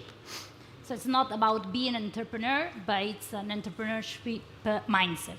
Exactly. Okay. Of course, if you have walked the talk and you're an entrepreneur, and usually good teachers that have been an entrepreneur, like myself and many others, good to teach even in more practice-based because you've been there. Thank you. Really interesting. And there is also a call to action. So if you have some project that you want to submit to Cristobal. I mean, we are here for sharing knowledge and for networking, so you can refer to him. Leon, the institute that you manage is one of the oldest, and there is a big heritage, and there is even a big melting pot of culture there. I think there are more than 160 nationality. 131. Not yet. Sorry. There is a goal for next year to reach 160. Thank you. So we were hearing before a speech about the importance of different background and culture. So how this is playing a role in the learning experience of your students? I think that's like we are a small United Nations. The main issue is how that from different nationalities they can collaborate together. This is your main issues as well in companies, as well more global world, because you know that the most important thing is has one of the person from the Netherlands talk about is cultural factors. So as you know that we have a lot of failures when we have M&A, you know, merger acquisitions, and we fail due to the culture. So that's why this is very important for us to teach our students to move between cultures, to have this intercultural intelligence. And so this is very important. And how? So we ask them to collaborate with different nationalities in group work. And at the same time, the need to move between what, as we have 6 schools in Europe, you know, so this is compulsory for any programs to move from one country to another country to have the cultural mindset, intercultural intelligence. And at the same time, I just give you an example. One of the unicorn that's found by our former, alumnus of ESCP. When he graduates from the Master in Management, then he have this sense of intercultural intelligence. So he worked in Asia, he worked in Europe, and he changed, and he co-founded a startup which is become unicorn, and sold his startup, and then we built another one which is now a unicorn in Silicon Valley in fintech. So that's why this is agility that we need in our world. This is very important to have these cultural agilities. Thank you. You always say really precise sentence that I think are important. Cultural agility is another one that I'm writing down. Fabio, since your background on your previous work experience, concretely, how we can work to make the education field closer to the business? So it's a very good question. I think that there is an uncontroversial decalogue of headlines here. The first one of all is that clearly Italy is the world of small businesses to a significant extent. We always claim we are the second largest manufacturer in Europe after Germany, but that comes from a number of companies which is way above 4 million. So how do we cope with the need of facing the significant war for talent those companies will be facing, together with the fact that Italy is in enormous delay when it comes to creating and populating the labor market with the right profiles. So the one and only solution is really to go apply digital transformation, digital disruption to the world of academic knowledge and universities.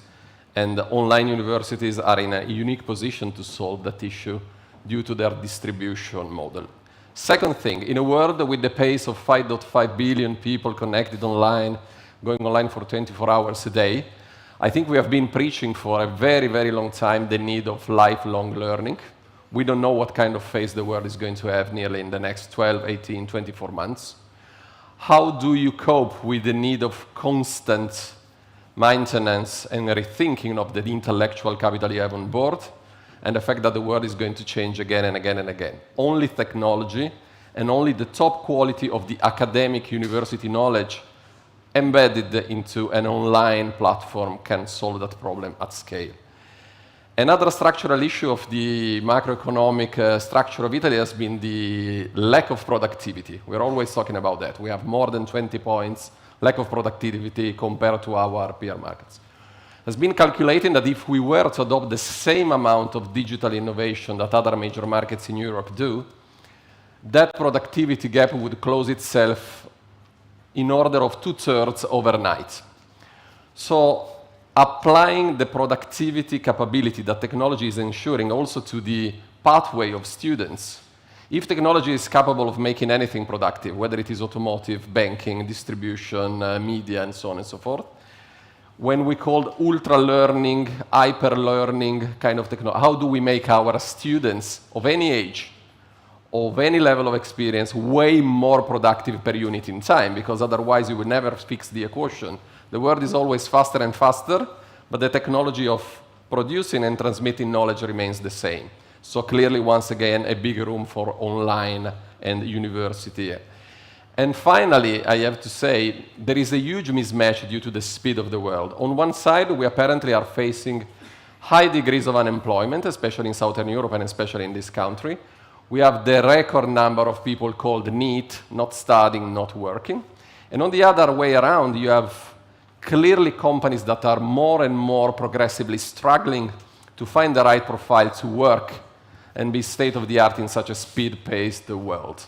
So really, there's only one bridge to these two dimensions, and it is, once again, to apply digital transformation, digital creativity, digital productivity to the world of brains, to the world of research, to the world of production, distribution, and maintenance of the intellectual capital of our market. And clearly, I just see in all of these factors a tremendous opportunity for any academic institution we will be capable to go fully online. We have a clear structural advantage because the language all the youngsters of any age, apologies for this oxymoron, are more and more used to when they look for information, when they seek to learn some new capability or skill, is clearly going online. We have seen the number of information searched by Italians over the last 5 years more than triple. So clearly, if you are digital native, you are digital immersive, your capability of generating a student, a professional, a manager, which has a natural inclination towards the new digital environment, is by definition structural, and that's going to be an enormous advantage for an economic system like ours. Okay, as I promised you at the beginning, there is a lot of experience here. We just touched some points, and first of all, thanks to all of you to have been joining us, even coming from abroad Italy. And one of the reasons why Talent Garden was born was to connect people, so you know them now, and if you want to deep dive, you can reach out directly, because I think there is a lot of experience and best practice that we can all share. And thank you. Thank you. Thank you.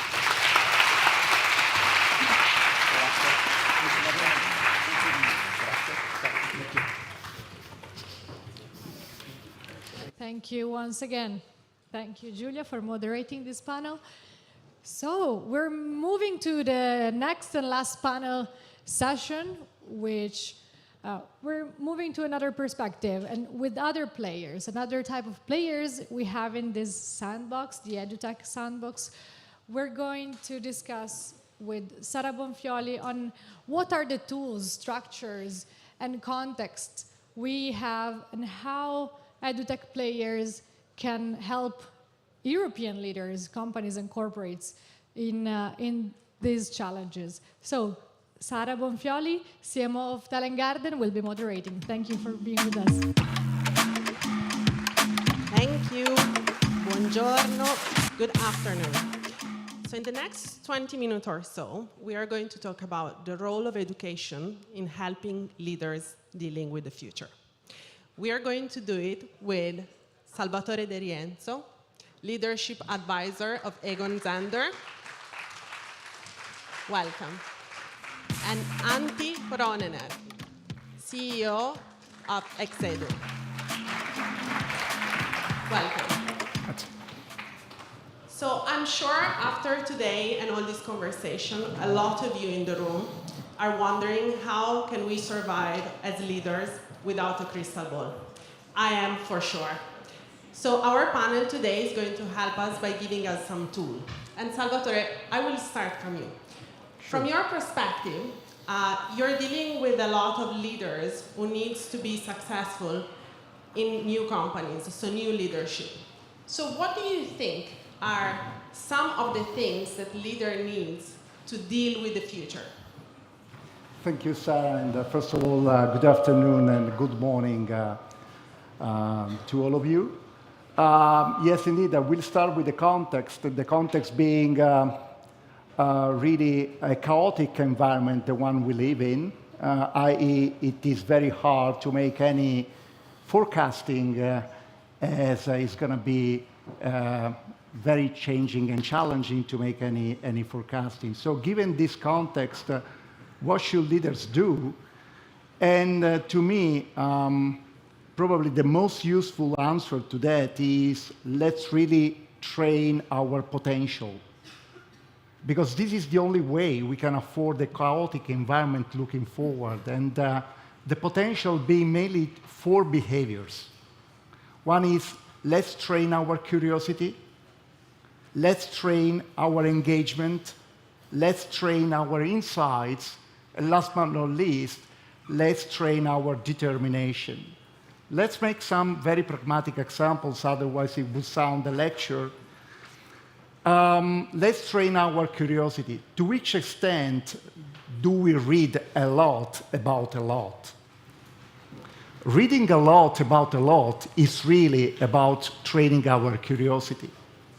Then, of course, there are always compelling events which sometimes make us think that we don't have sufficient time to do that, but we need to create the space during each day to make sure that we can read a lot about a lot, because we can capture many insights that, given the chaotic environments, we can deploy in the coming future. Second piece of advice is let's train our engagement. This is very important, and it's something that sometimes, given the fact that our agendas are too dense, too much packed, or many meetings, appointments, especially video calls, let's make sure that we always have the time to connect with no agendas meeting. Let's make sure that we try to find out and discover that what I don't know space, asking questions like, what is your perspective?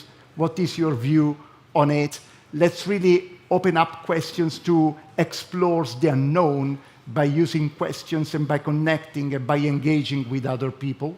That would be the second, I would say, behavior that I would encourage leaders to do more often.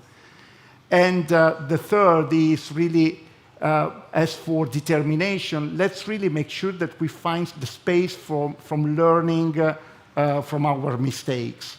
I'm starting seeing leaders who basically open up their staff meetings in a totally different way. Starting from themselves saying, as a CEO, I start sharing my mistakes since the very last staff meeting, and sharing what have been my learnings after these mistakes. I'm very happy if it's your turn now, CFO. Please share your mistakes and what are the learnings out of them, and so on and so on. Let's really evolve from the culture of blaming each other when a mistake occurs into an environment where we may even tend to celebrate failures, because this is part of the journey, and somehow in some specific market and countries, in any recruitment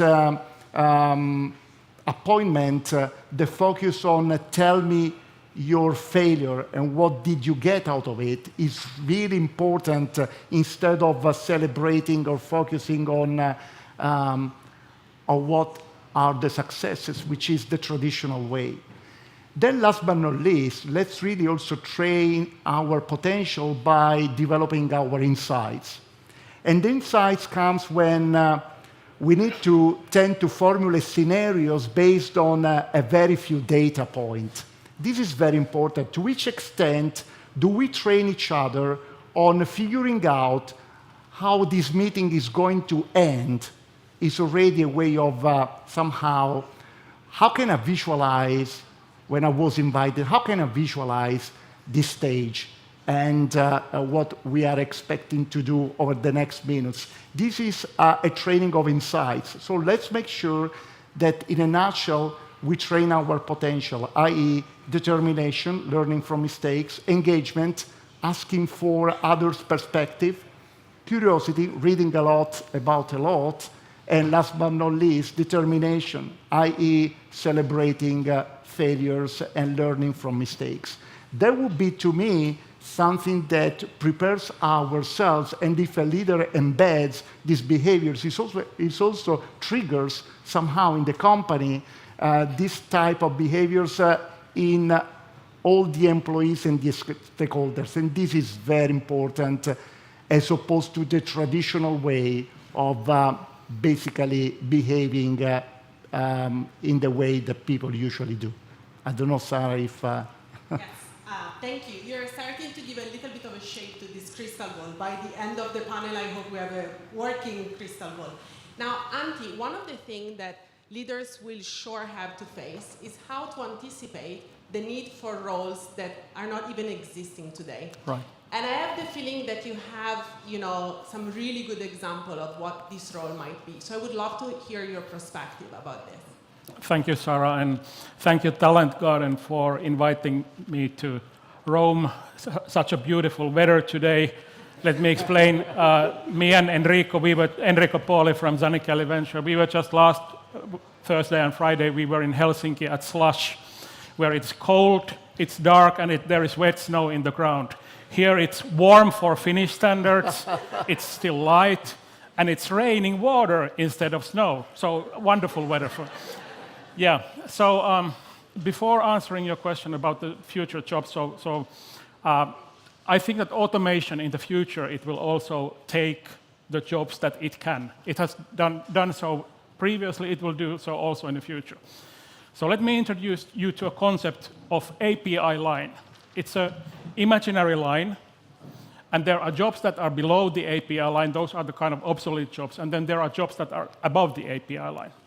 And what automation and AI and robotization is doing, it is raising the line higher, and more jobs are becoming obsolete. An example of that is, for example, the taxi call center. 10 years ago, taxi call centers had many jobs. Then Uber came, then other taxi companies came, new taxi companies. That job became obsolete. It was below the API line. 10 years from now, if Elon Musk gets his way, taxi drivers will also be below API line because it's the robots that will be driving. So that bar is raising and raising. And if you want to be successful as a company, you need to understand that what are those future jobs that will be above the API line also in the future. And you need to be working on kind of like on being cost effective there. So here are now some of the future jobs that I believe that won't be below the API line, at least yet tomorrow. And these are actual jobs that we have found. So let's start from virtual reality diffractive optics modeler.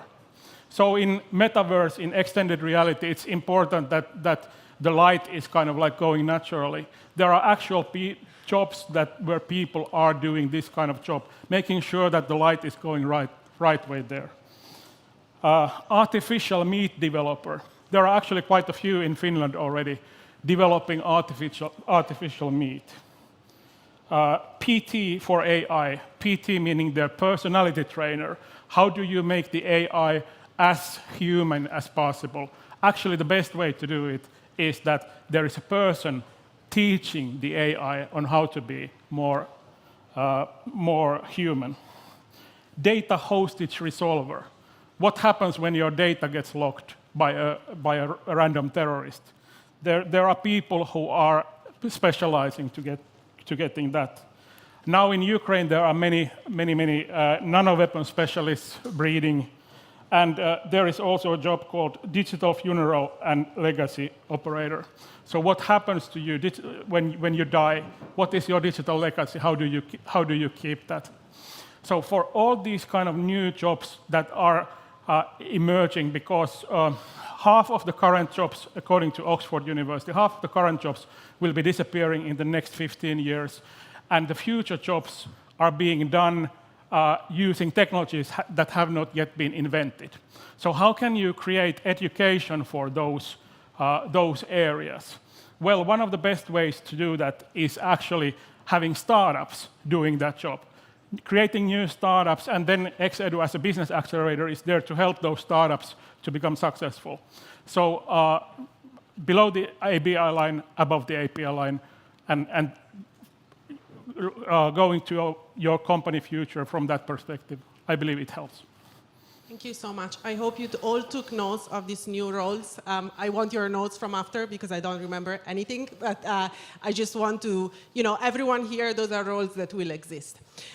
One thing that is super important when we talk about leadership is definitely culture. And I feel, Salvatore, with your company, you know that the success of the leader doesn't stop with hiring. Actually, it's all about how we retain a leader. And a lot of that has to do with the fit with the culture. So from your perspective, what do you think, how can we assess if a leader is a good fit for a certain company's culture?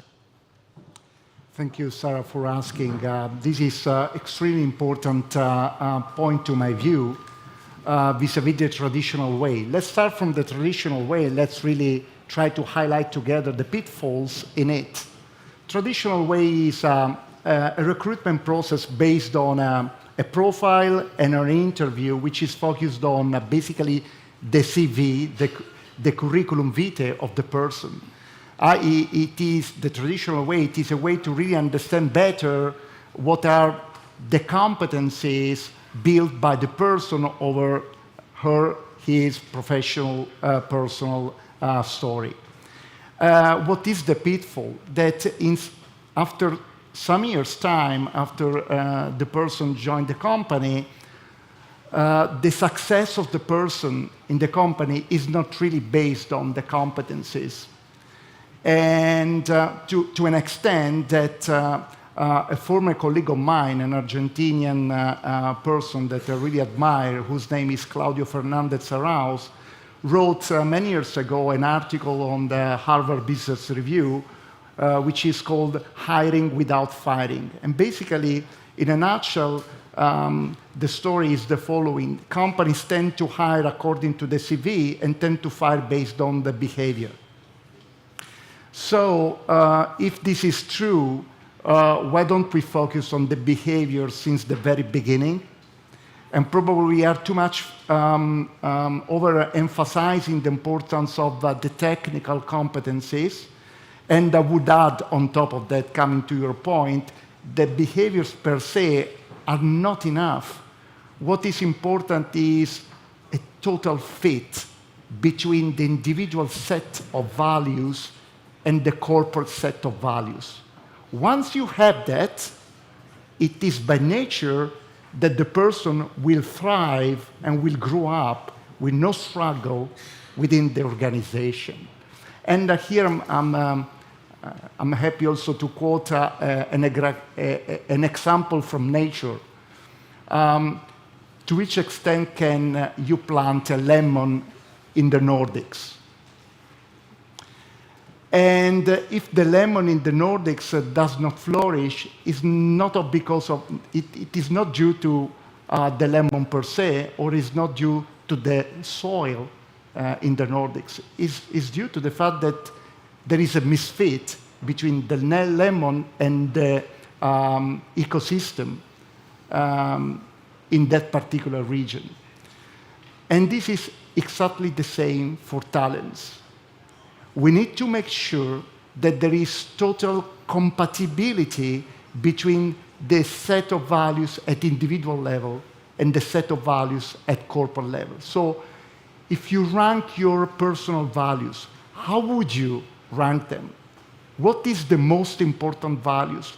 To which extent can you reflect and be helped and supported to figure out in the specific phase of your life what the set of values of yourself are, and who is the company in that particular moment of your life who best address those values, because you know what, they have exactly the same set of values that you have in this particular moment of your life. Once you find them, it's going to be a success by definition.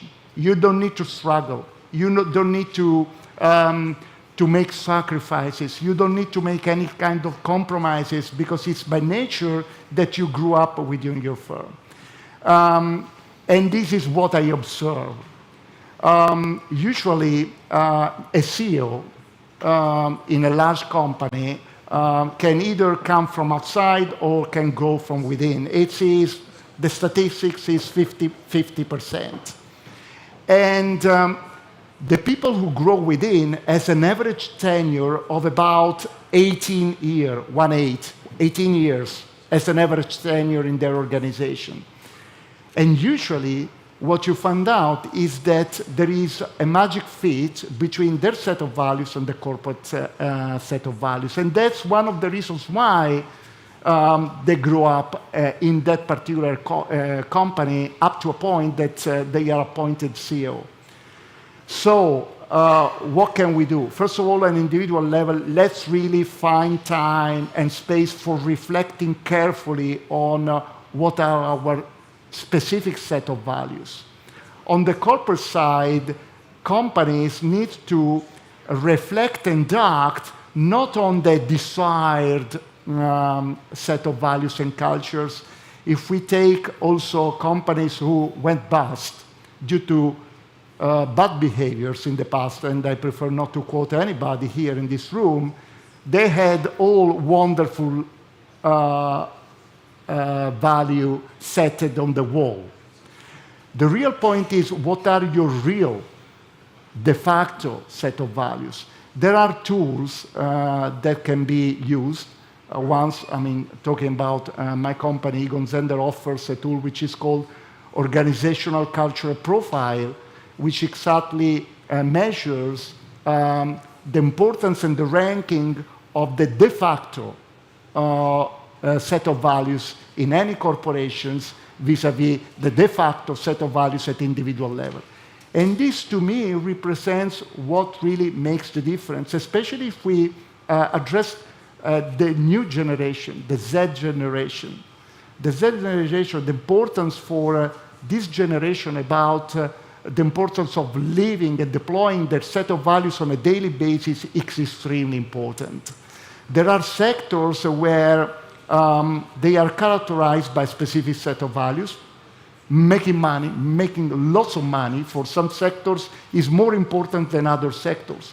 So it is important for those sectors, when they recruit someone, to really target not only the ones according to a certain profiles, but also some individuals, in that case, who show and live the same level of values. While there are other companies for which the importance of engaging, of really figuring out and deploying creativity is extremely important, or giving back to society is really important. In that case, we need to make sure that the people who will be recruited are the ones whose set of values is totally in line with the company's set of values. In that case, when this happens, to me, we are maximizing not only the potential of retaining people and developing people, but also the potential of making people be happy about their life and not waiting for their holidays or their weekend to regenerate themselves, which is another area where we need to really focus on. Thank you, Salvatore. And I will just finish with one last question to Antti. We talked a lot about the weather, but actually, instead of the weather, I would love to hear from you, what can we learn from the Nordics environment? Because that's for sure something that you can bring to all these people in terms of a really superior educational system, which I'm sure your company is taking a lot of learnings from. Oh, wow. Quite a wide question. Let's see. It's, so what can you take away from Nordics? So let's start from the concept that school is not a place, university is not a building, corporate learning is not a meeting room. Learning is a service. It has digital elements, physical elements, augmented elements. Design them digital first, design them mobile first. You will have much more user acceptance. And you will have much more usage. Another thing, the micro-credentials and the qualification frameworks, they are coming heavily. That's one thing that we are seeing. A third one that we are seeing is the kind of early implementations of extended reality and metaverse even, especially in the extended reality. There are now many kind of like very good business use cases. And last but not least, the basic education, leaving no child behind. So as a country, that's one of the kind of, I believe, key successes of Finland. It's only 5.5 million population nation, so we can't leave children behind. We need to make sure that everyone gets the education level that is needed to flourish in today's world. And there, EdTech can be a great equalizer, because the new learning solutions, digital learning solutions, like for example, Math Solution by one of our accelerated companies, EduTech, it's really helping the kids who are struggling. So yeah, thanks. Thank you, Salvatore and Antti. Thank you for helping us trying to give a shape to this crystal ball that we will all need to face the future. Thank you. Grazie mille. Thank you.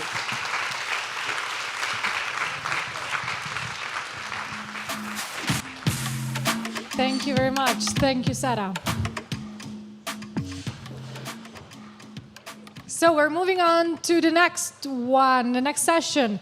Last one before our working groups. So we started this morning with an overview on what's the state of the art of the EduTech industry, this sector. We have been now listening a lot about what's the future of it, what are the future skills, something probably not existing yet in our environments. And now we're going to deep dive a little bit further into what's metaverse bringing on the table, how this technology is going to help us, could help us in shaping these opportunities. So I'm very glad to call on the stage Ganesh Yuganathan, Chief Information Officer of the Module University. Thank you for being with us.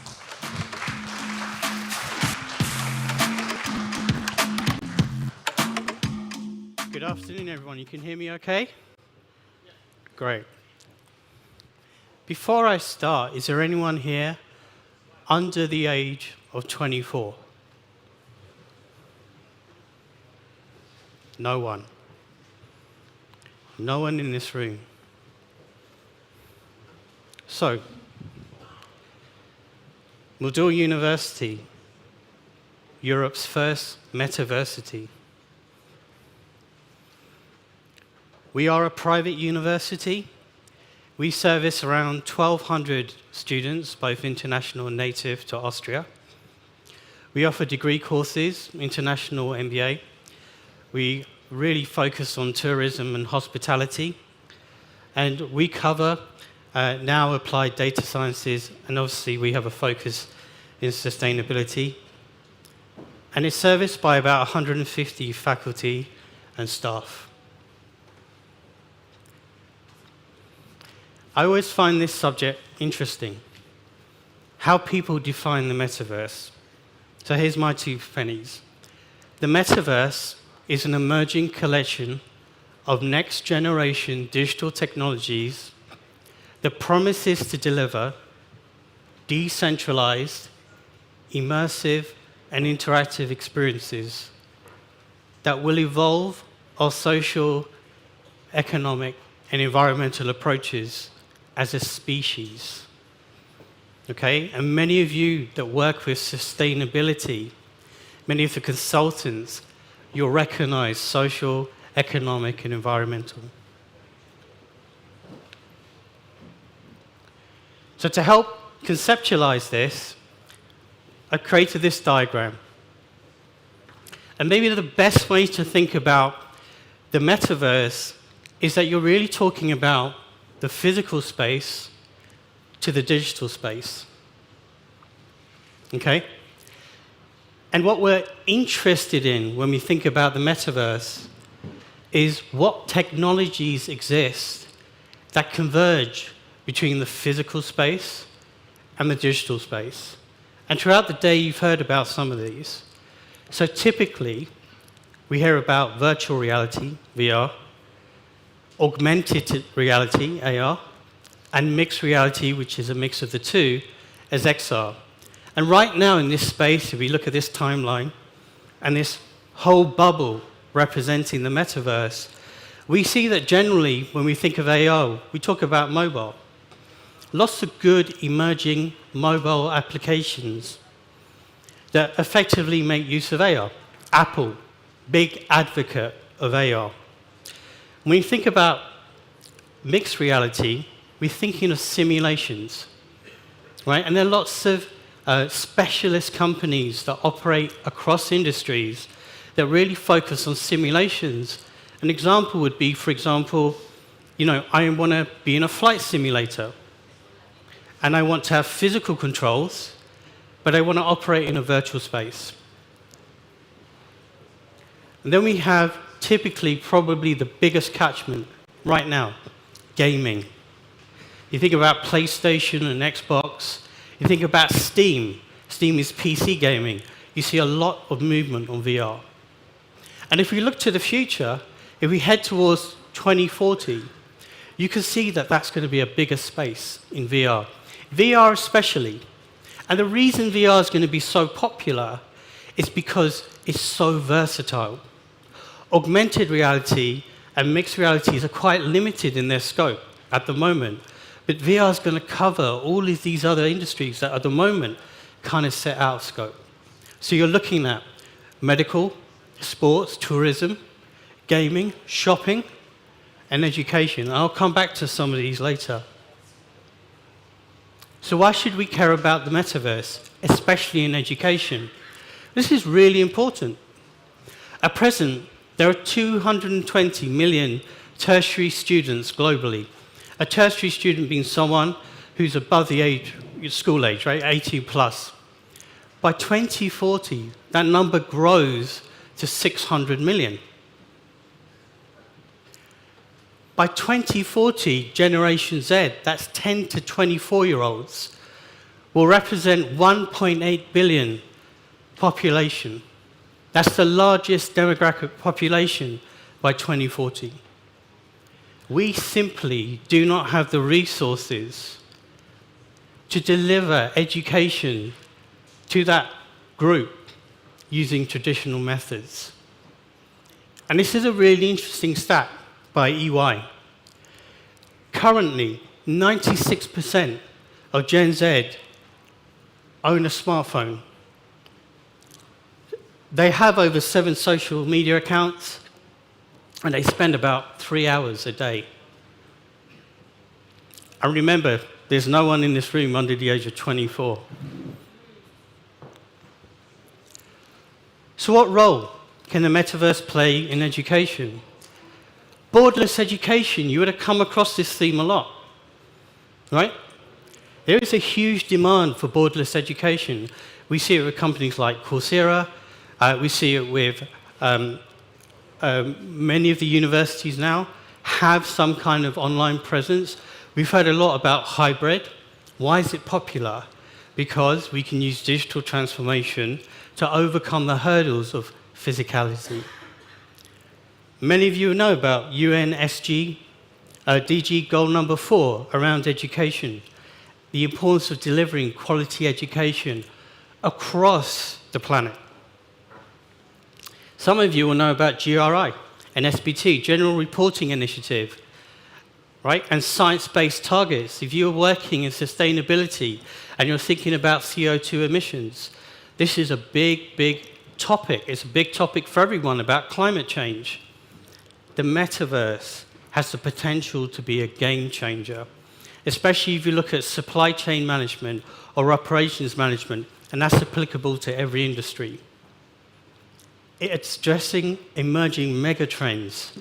So think about the expanding population, but also think about digital transformation, right? Rapid urbanization. These are all challenges that we're facing right now. And finally, we're thinking about what we can bring in terms of added value when we think about immersive and interactive experiences that you simply can't get with current online content. So what's Moodle's position?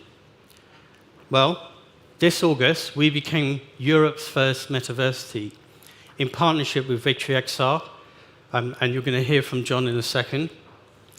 And the second component for us at Moodle was to really make an investment in technology, and we spent €1 million on a flagship CRM and student information system that has incorporated AI. And these two elements are going to be a game changer for us as a university to engage this emerging market in education. I'm now going to hand over to John.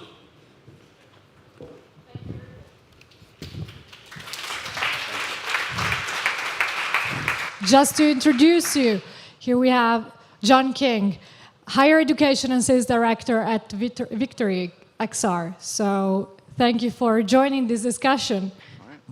Thank you very much. Hopefully everyone can hear me.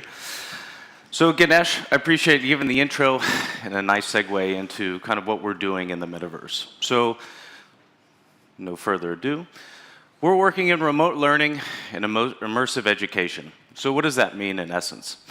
We're helping universities, training centers, technical colleges, institutions bring elements of education into the metaverse, but more specifically, identify key elements that they want to bring in that are more apt and able to be done in this immersive and VR environment. So whether you're limited in physical space, whether you're trying to do procedures or training that are dangerous or costly in the real world, these are some things that can be brought into the VR environment for education, right? And that spans beyond just metaversities, but to industries as a whole.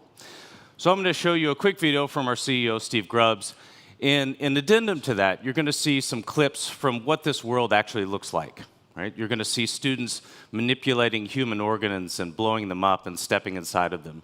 You're going to see what a digital twin campus looks like, where students can go take classes and interact in the metaverse, as well as some additional media that you can bring in, similar to what an LMS would do when you're inside that environment to help augment that instruction. Remote learning is growing all over the world. Victory XR is the solution for schools, students, universities who want to have a remote learning program in an immersive world, in virtual reality. So you can see this is what the environments look like, and it's a first-person perspective, right? So you're not abstracted, you're in that environment. We do workforce training, so instead of having someone their first time drive a real forklift, you can get them in these simulations so the cost of failure is low. We also have 360-degree videos that you can bring into these environments, right? Take students on field trips that otherwise they'd never be able to go on. We also build digital twin campuses, and these are reflections of those institutions, either companies or universities, where students can come in, interact, collaborate. And this goes beyond pure instruction. This goes for student services, mental health counseling, tutoring, ESL. All of these can be brought to bear, in addition to custom environments where you have a high degree of specificity, right? Looking at organ identification, doing exercises that otherwise that material would be costly and prohibitive for students who are engaged in it. Here's some of the partners that we're working with. So I just want to walk through a few elements and make sure we're all on the same page.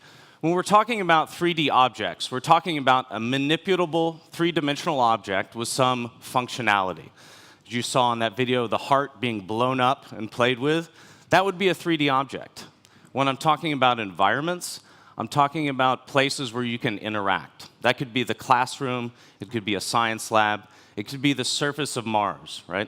You're unbound by the subject matter that you're actually teaching, right? You can do organic chemistry in an art museum, you can do supply chain logistics in any place that you would want. It doesn't have to be in the factory. Right? We also provide a lot of training and development. For most instructors, whether you're in industry or in education, this might be your first exposure to VR. So getting people into that experience is the sea change moment, right?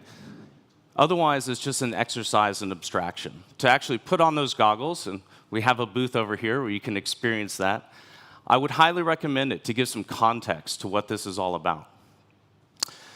We also have, as I mentioned, a ton of field trips. I'd like to go back to the panel 2 previously, talking about hybrid learning. And I would strongly agree is that we're not making the pitch here that everything is better in VR all the time.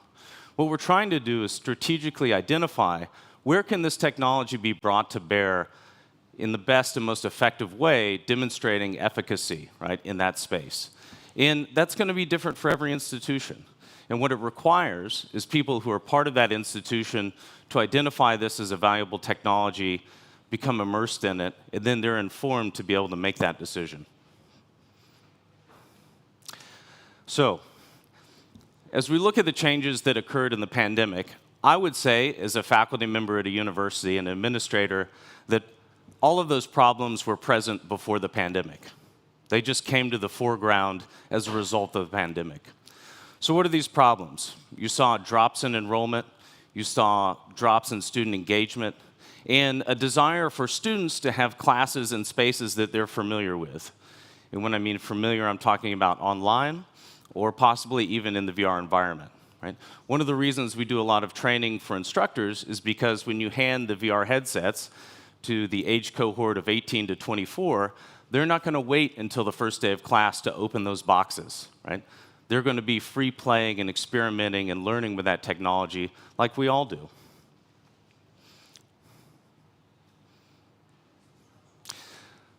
So we work with partner institutions in more than 40 countries. Right? We're based out of the United States. But again, going back to meeting students where they want to be, these days that's online.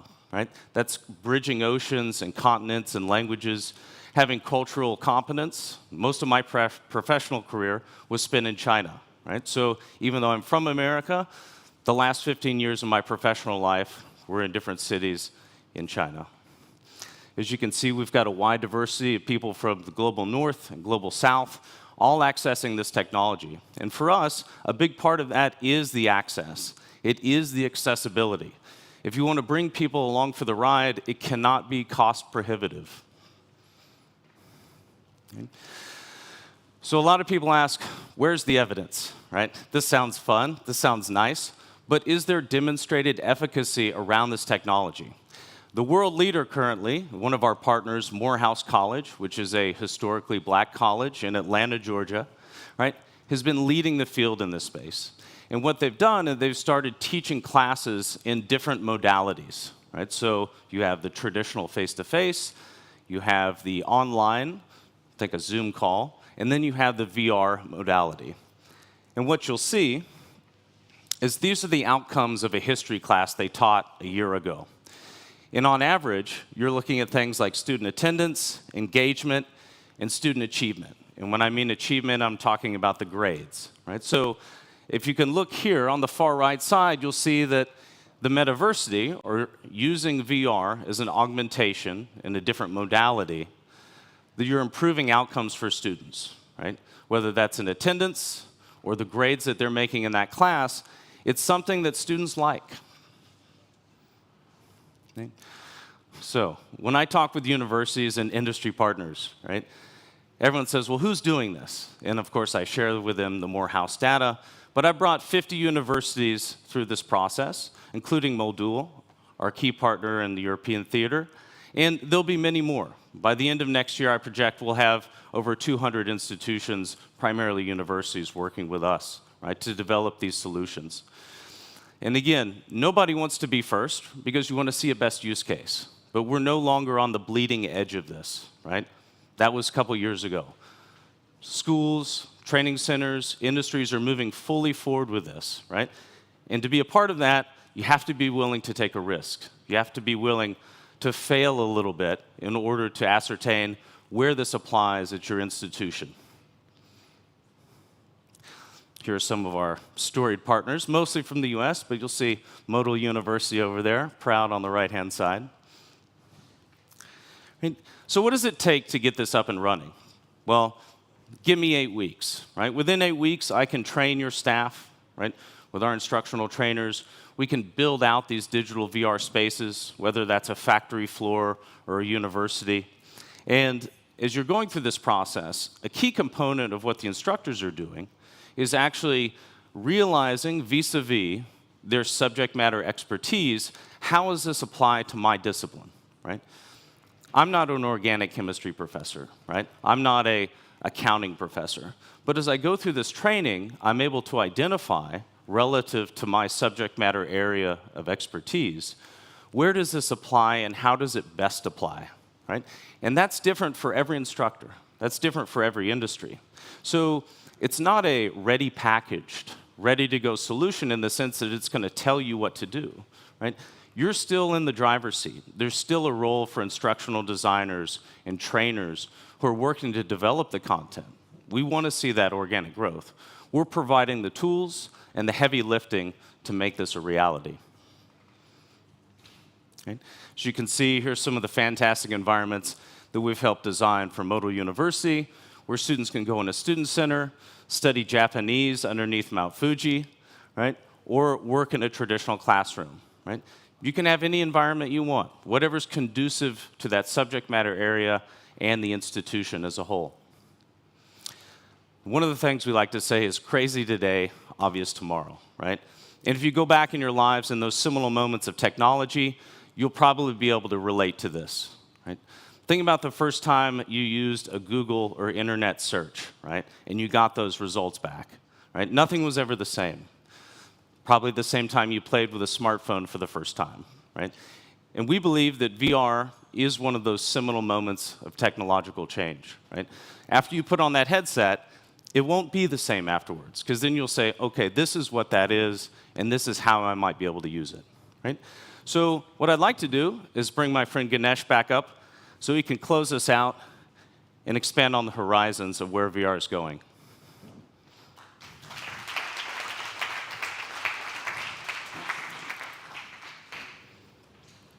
Thank you, John. That's great. Without Victory XR, we couldn't realize our vision. This is our 2025 vision as Model University. So first of all, true digital campus, a digital twin. And you may not know what a digital twin is, but essentially it's a replica in digital space of a university. It's not limited to the buildings that you have. John and his team can actually build out any kind of space, as you've seen with some of the environments. Our focus as a university is this idea of student for life, about being a perpetual student. You don't just come to us and learn one degree or do one course, but we continue that relationship with our students and offer all kinds of experiences. AI-based career development. This is innovative technology that we have deployed for our student information system, and actually real-time monitoring as a student engages with their courses and demonstrates their interest. We can actually place them with specific recruitment agencies who are looking for these types of candidates. A very important aspect of this is automated forecasting, right? Based on the full student life cycle. And one of the things that we're able to do is we're able to actually look at students that are forecasted as first-class students and see their behavioral trends and use that information to assist students who might be performing not to the same degree. Right? We can actually intervene and encourage students where they are failing, but also give them a virtual persona in that space to help them improve. And lastly, the final vision really for any institution is to accept that mobile, mixed reality enabled content, especially bite-sized learning, which is very, very chic at the moment, is what we're really aiming for. And this is the important thing about technology. It's just tech. People matter. Our students matter. And at Madul, we're passionate about their futures. And we share that passion with our host, Talent Garden. Thank you for having us. And also John and his team at Victory XR. And that's the main focus about all of this. We're excited about this investment because we can bring a different level of experience for Gen Z. And I started off by asking you, how many of you are under the age of 24, right? And for me personally, and in conclusion, that's our greatest barrier. We're trying to have a conversation with each other about a generation that already has their own ideas. And hopefully, the conversations we're having are going to help us bridge that gap to that generation and really understand their needs for the future. Thank you.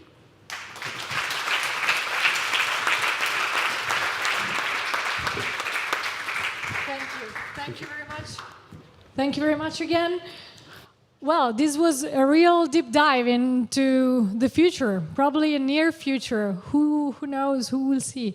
And a very close expression of successful collaboration between these two players in the market. As Julia was saying before, she couldn't have said it any better. We hope this could bring also to you some good ideas and opportunities. So we're now getting back to our discussions, our tables, to get back and build upon these insights, these inspiring moments to share and build new ways forward. As we said, good afternoon now. We're going to meet here. Of course, we're staying here and meeting for some closing remarks at 5:15 here. Thank you.